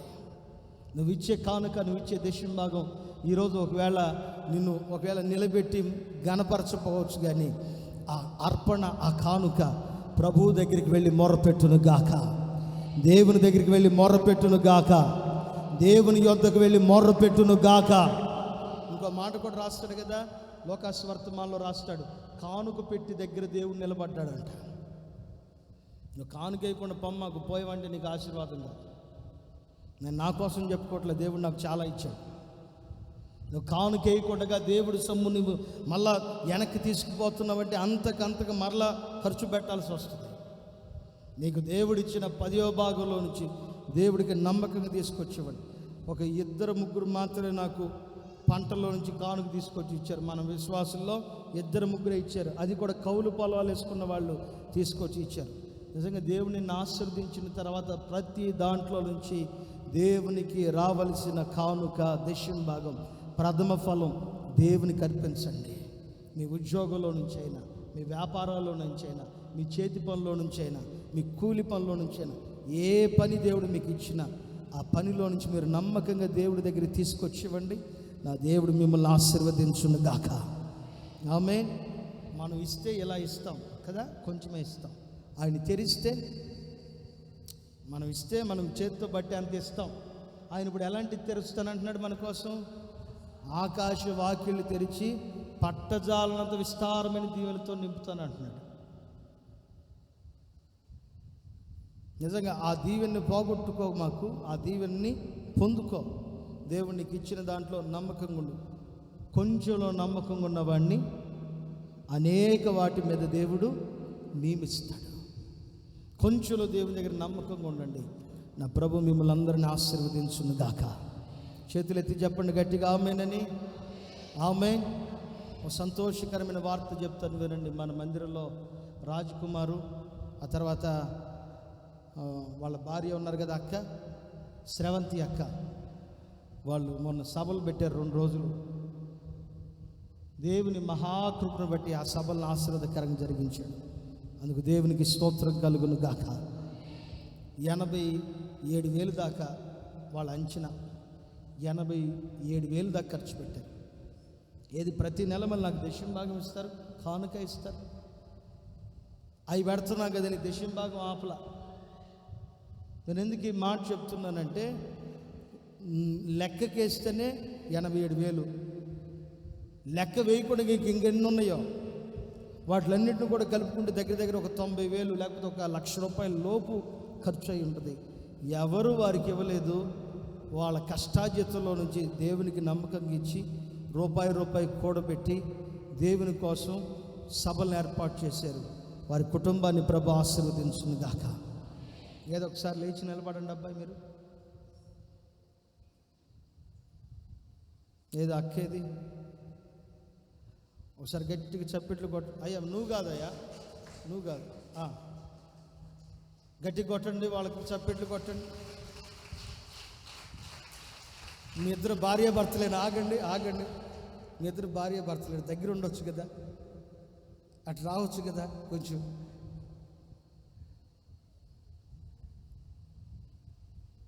అప్పుడు గట్టిగా చప్పట్లు. ఒక్క నిమిషం ఉండు, ఆగు. అమ్మ ఇటు రండి కొంచెం. వీళ్ళు తలకాయలు వెనక్కి తిప్పుతున్నారు కానీ మీరు ఇటు రండి, ఇక్కడికి రండి, కొంచెం ముందుకు రండి, ఇద్దరు రండి.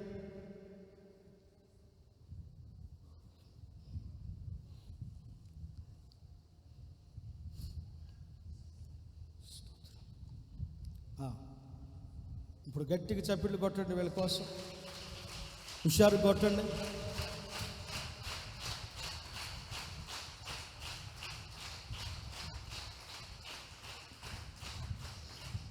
ఆమేన్, హల్లెలూయా. మొదటి సభ 30 మంది వస్తారని చెప్పి ఎగతాళి చేశారు వీళ్ళ ఇంట్లో ఉన్న వాళ్ళు కూడా. 30 మంది అన్న వస్తారా అని ఎగతాళి చేస్తే మొదటి సభలోనే మొదటి సంవత్సరంలో 105 మంది వచ్చారు మొదటి రోజు సభకి. ఇప్పుడు కాదు, మొదటిసారి సభకి 105 మంది వచ్చారు. మొదటి సభ ఎలా జరిగిందంటే 2 డబల్ డోర్ బాక్సులు, 2 లైట్లు. ఈ సంవత్సరం సభ 2 రోజులు జరిగితే 500 మందికి అంచనా వేసుకుని అన్నం వండితే 500 మంది అన్నం అంతా తినేశారు మీరు, ప్రార్థనకు వచ్చిన వాళ్ళు. అందుకు దేవునికి స్తోత్రం కలుగును గాక. 500 మందికని అంచనా వేసుకుంటే 500 మంది కూడా దాటేశారు.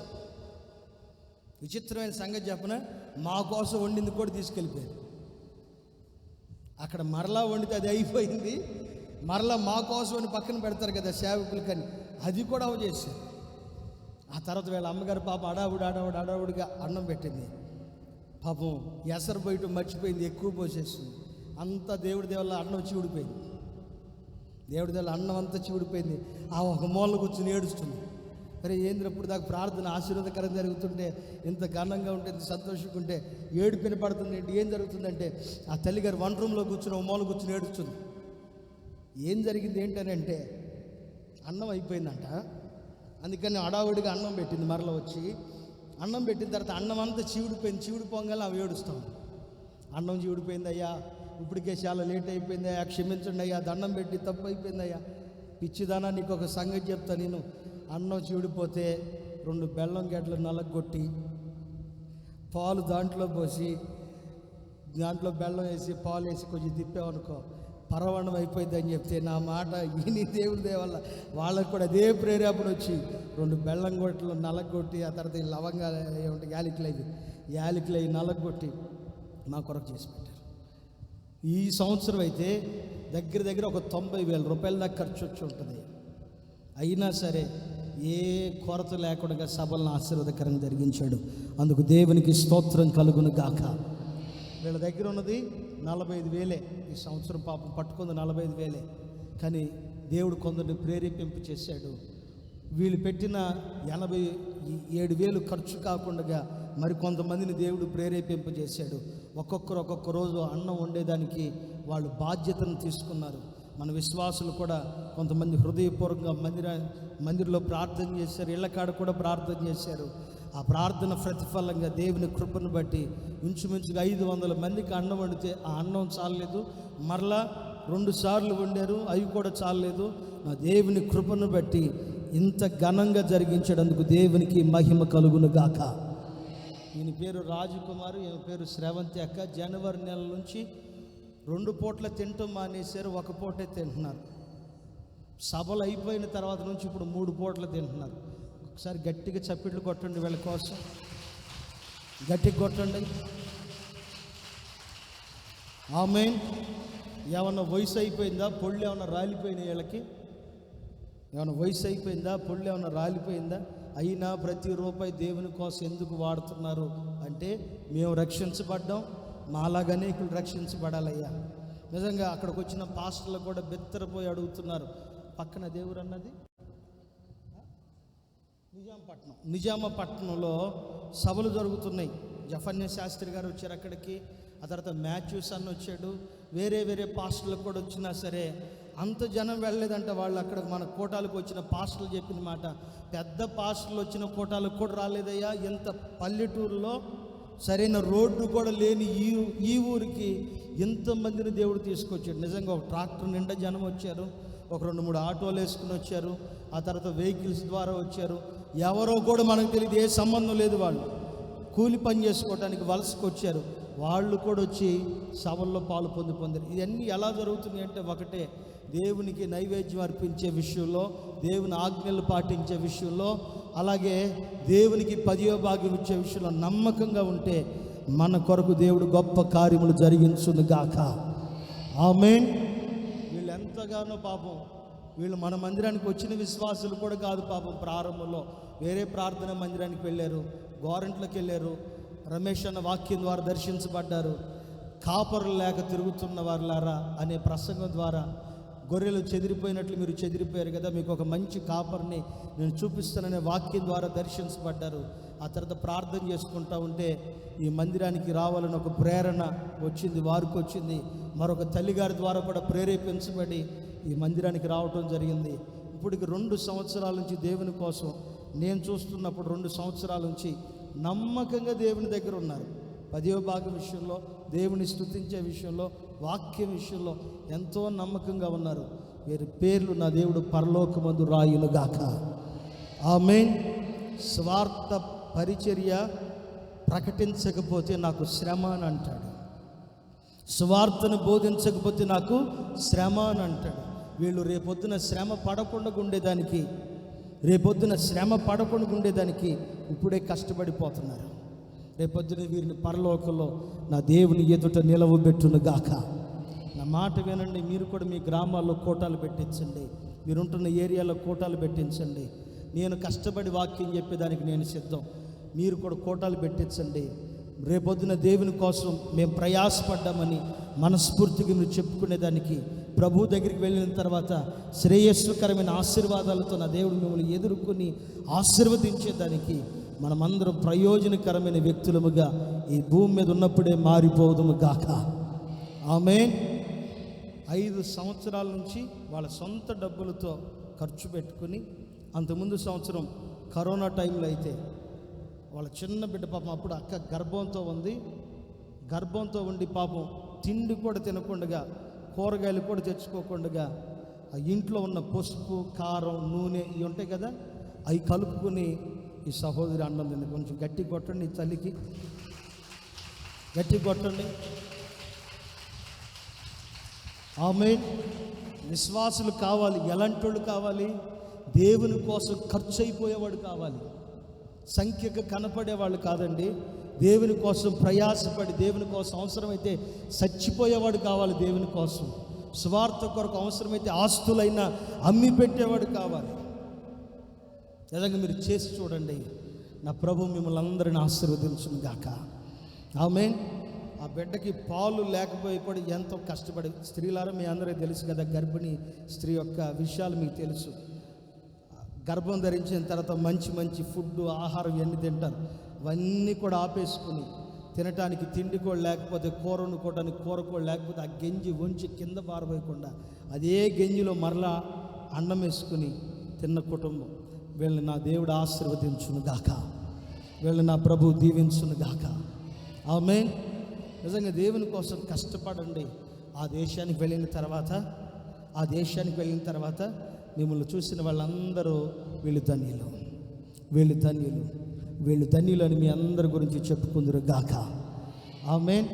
వీళ్ళ ఇంట్లో వీళ్ళ నాన్నగారి దగ్గర చాలా ఒడ్డు బస్తాలు ఉన్నాయి. అంతకుముందు లాక్డౌన్ టైంలో కూడా నేను వెళ్ళాను. చాలా ఒడ్డు బస్తాలు ఉంటాయి. వాళ్ళ నాన్నగారిని నోరు తెరిచి ఒక్క ఒడ్డు బస్తా కూడా అడగల. మీ అక్కగారు ఎక్కడున్నారని, మీ పెద్దమ్మ ఎక్కడున్నారు? బెహరీన్లో ఉన్నా. బెహరీన్లో ఉన్నారు వీళ్ళ పెద్దమ్మ గారు. మీ బంధువు ఇంకోళ్ళు ఎక్కడున్నారు? కోవేట్లో ఉన్నారా? అక్కడున్నా సరే ఎక్కడి నుంచి ఒక రూపాయి డబ్బులు కూడా ఆశించకుండా హృదయపూర్వకంగా ఎవరి దగ్గర చేయి చాపి అన్ని కఠినమైన పరిస్థితుల్లో కూడా దేవుడు సొమ్ము వాడుకోకుండా సభల కొరకు పెట్టి అలాగే ఉంచాడు. దేశం భాగం అలాగే తీసుకొచ్చిస్తున్నాడు. సభలన్నీ అయిపోయినాక నాకు చెప్పాడు, అన్న ఈ సంవత్సరం అసలు మేము బతుకుతామో బతకమో కూడా అనుకున్నామన్నా, భయంకరమైన పస్తున్నాం, కానీ దేవుని కృపను బట్టి కాపాడబడ్డాం. నిజంగా దేవుని మందిరం కోసం, దేవుని సేవ కొరకు మీలో నుంచి ఇలాంటి వాళ్ళు అనేకులను నా యేసయ్య లేపును గాక, ఆయన పని కొరకు మిమ్మల్ని లేపును గాక. ప్రార్థించిన మీ అందరికీ ఆ హృదయపూర్వకమైన వందనాలు. నా దేవుడు మిమ్మల్ని ఆశీర్వదించును గాక. వందనాలయ్యా. ఆమేన్. హల్లెలూయా. నిజంగా ఏం చేసుకుంటామండి? చాలా ఇచ్చాడు యేసయ్య మనకి. ఏం చేసుకుంటాం? రేపొద్దున చచ్చిపోయినాక మన పేరు గుర్తుండిపోవాలి. శిలాపాలక మీద దేవుడు రాసేయాలి. మనం రేపొద్దున చచ్చినాక అక్కడ సభలో చెప్పాను నేను, ఒక క్రొత్త తెల్ల రాతిని ఇస్తాను, దాని మీద నీ పేరు రాస్తాను అంటాడు.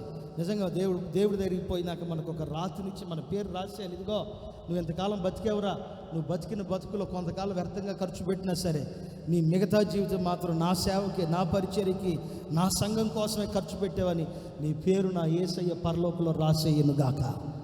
అలా రాసేదానికి ముందుగా నీ భూమి మీద బ్రతుకున్నప్పుడే ఖర్చు పెట్టు. నీ డబ్బు, నీ సొమ్ము దేవుని కోసం ఖర్చు పెట్టు. మరొక కుటుంబం గురించి నేను చెప్తాను. వాళ్ళ గురించి వింటే నాకు చాలా ఏడుపు వచ్చింది, చాలా ఏడుపు వచ్చింది. ఇంద్రక్క ఒకసారి లేచి నిలబడి చెప్పాలి. ఇట్రామ్మా, నువ్వు నాకెళ్ళి తిరిగితే నాకు కనపడతావు, వాళ్ళకి కనపడవు. అటు తిరిగి. ఆమేన్. హల్లెలూయా. మన మందిలో ఎలాంటి వాళ్ళు ఉన్నారు అనుకున్నారు? మీకు అర్థం కావట్లేదు. చేతులు చెప్పండి, హల్లెలూయా అని చెప్పండి. హల్లెలూయా. ఈ తల్లిగారు వాళ్ళ ఇంటికాడ కూటమి పెట్టాం. అందరూ అక్కడ ఉన్న సంజీవ కాలంలో వాళ్ళందరూ సహకరించారు. అయితే నాకు తెలిసిన విషయం ఏంటంటే, మేము భోజనం చేసేటప్పుడు మొదటి రోజు సభ అయిపోగానే ఈ తల్లి నాతో కొన్ని విషయాలు చెప్పింది. నా మైండ్లో పడిపోయినాయి ఆ మాటలు. ఉపవాస ప్రార్థనప్పుడు ఈ తల్లిగారు కూరగాయల షాపులో పనిచేస్తారు, రైతు బజార్లో. అప్పుడు పని లేక బాధపడుతున్నప్పుడు రోజు 150 రూపాయలు ఏమో సంపాదించుకునేదానికి, రోజుకు ఒక 150 రూపాయలు సంపాదించుకునేదానికి రోజు దేవుడు పని ఇచ్చాడంట. వాళ్ళ భర్త గారు చచ్చిపోయాడు. ఒక్కటే కూతురు. అమ్మ ఒకటే కదా, ఒకటే ఒక్క కూతురు. నువ్వేనమ్మా? ఆమె ఇంట్లో చీపురు కూడా పట్టుకోదు మహాతల్లి. ఒకటే ఒక కూతురు. ఈ తల్లి నాకు చెప్పింది మొదటి రోజు ఉపవాస ప్రార్థన అయిపోయినాక, అయ్యా ఉపవాస ప్రార్థనకు ఒకరోజు వచ్చానయ్యా, ఆ రోజు ఉపవాస ప్రార్థనలో నువ్వు వాక్యం చెప్తా ఇలా అన్నావు, ఇక నుంచి మీకు ఏది లేకుండా, ఏది తక్కువ కాకుండా దేవుడు మిమ్మల్ని ఆశీర్వదిస్తాడు అన్నావయ్యా. ఏది కావాలో అది అడగండి దేవుడిని అని ప్రార్థన చేసుకున్నాను. అప్పుడు నేను అడిగానయ్యా, దేవుడు యేసయ్యా రోజుకి నాకు ఒక 150 రూపాయలు, ఒక 200 రూపాయలు పని దొరికేటట్టు చేయ్యా. రోజుకు ఒక 150 రూపాయలు లేకపోతే ఒక 200 రూపాయలు పని దొరికేటట్టు చేయ్యా. నా భర్త లేడు, చచ్చిపోయాడు, నా కూతురు ఉంది, అమ్మాయిని చదివించుకోవాలి, ఒక స్థాయికి తెచ్చుకోవాలయ్యా, నన్ను జ్ఞాపకం చేసుకొని ప్రార్థన చేసుకుందంట ఈ తల్లి. మొన్న సంజీవ్ కాలేజీలో సభ పెట్టి అయిపోయిన తర్వాత ఈ తల్లి చెప్పిన మాట నాకు, ప్రతిరోజు ఒక్కరోజు కూడా గ్యాప్ లేకుండా లాక్డౌన్ టైంలో కూడా రోజుకి 150 రూపాయలు 200 రూపాయలు ఇచ్చి దేవుడు పోషించాడని తల్లి సాక్ష్యం చెప్పింది. అందుకు దేవునికి స్తోత్రం కలుగును గాక. ఆమేన్. ఆ తర్వాత ఈ తల్లి నాకు కానుక ఇస్తే నేను ప్రార్థన చేసి ఇంటికి వచ్చి రూమ్కి వచ్చి చూసుకున్నాను. ఆమె నా చేతిలో పెట్టిన కానుక నాకు ఎలా అయిపోయిందంటే చాలా భారం అయిపోయింది. నాకు ఎలా భారం అయిపోయిందంటే 24 గంటల కష్టం నాకు ఆమె ఇచ్చిన కానుకలో నాకు కనపడింది ఏంటంటే, తన కష్టపడిన కష్టం నాకు కనపడింది. ఇప్పటికి ఆ డబ్బులు పక్కనే పెట్టే వాటిలో వాళ్ళ కొంతమంది నాకు కానుకలు దశంభాగాలు ఇస్తారు. వాటిని కొంతమంది ఇవి నేను వాడను, ఎందుకంటే వాళ్ళ కష్టం నాకు తెలిసి వాటిని అలాగే అట్టిపెట్టి ఉంచుతాను. నిజంగా 150 రూపాయలు 200 సంపాదించే ఈమె వాళ్ళ ఇంటి దగ్గర 2 రోజులు సభలు పెట్టేదానికి మార్గాన్ని కలుగు చేసిన. ఒకసారి గట్టిగా చప్పట్లు కొట్టండి ఈ తల్లి కోసం, గట్టిగా కొట్టండి. ఆమేన్, ఆమేన్. నేను అంటాను, యేసయ్య మీకు చాలా ఇచ్చాడు కదా, యేసయ్య మీకు చాలా ఇచ్చాడు కదా, ఎందుకు యేసయ్యకి ఇవ్వలేకపోతున్నారు? చూడండి ఎలాంటి దాతృత్వం కలిగిన వాళ్ళు ఉన్నారు. 150 రూపాయలు ఎక్కడ?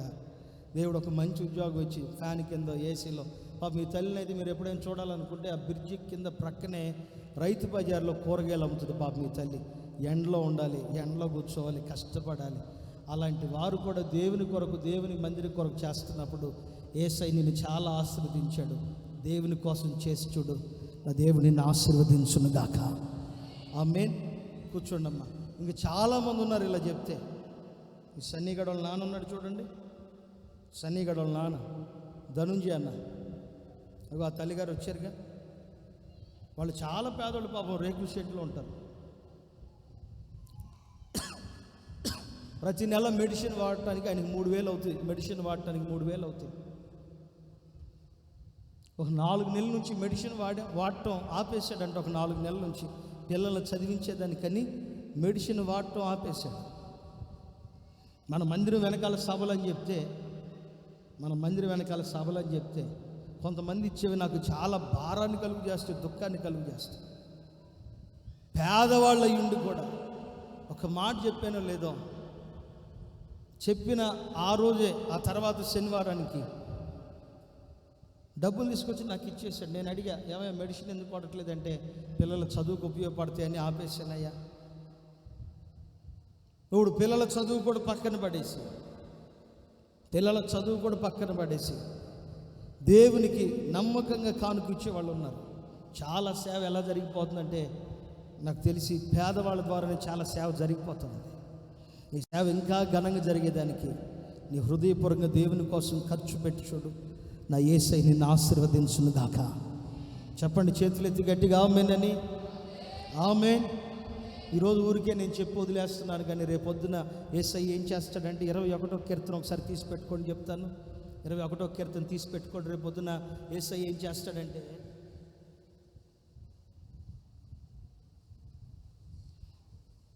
మూడవ వాక్యం నుంచి ఒకసారి చదవండి. ఒకరు చదువు. శ్రేయస్సుకరమైన ఆశీర్వాదాలతో నీవు అతన్ని ఎదుర్కొంటున్నావు. అతని తల మీద అపరంజి కిరీటం పెట్టావు. ఆయుష్నివ్వమని అడిగితే అతనికి దీర్ఘాయువునిచ్చావు.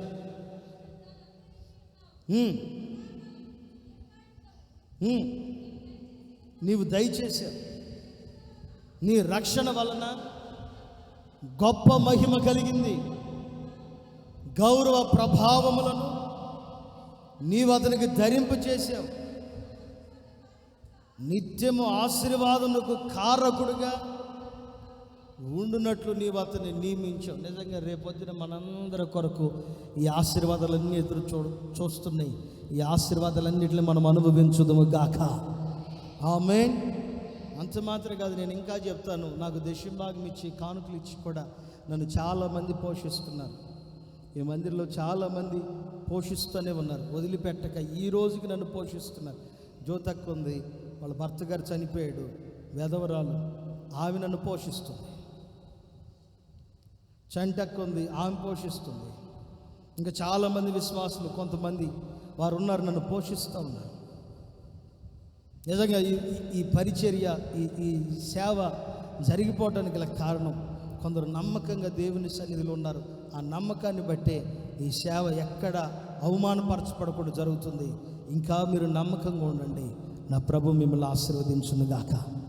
దేవుడు సొమ్ము ఎత్తికెళ్ళినా తేకుండా ఇంట్లో పెట్టి బీరువాకి తాళం వేసిన మా నాన్న ఒప్పుకోవట్లేదు, మా ఆయన ఒప్పుకోవట్లేదు, మా భార్య ఒప్పుకోవట్లేదు, నా కొడుకు ఒప్పుకోవట్లేదు, నా కూతురు, ఎన్ని సాకులు చెప్పినా నువ్వు దొంగోడివి, దొంగదానివి, దొంగోడివి, దొంగదానివి అంతే.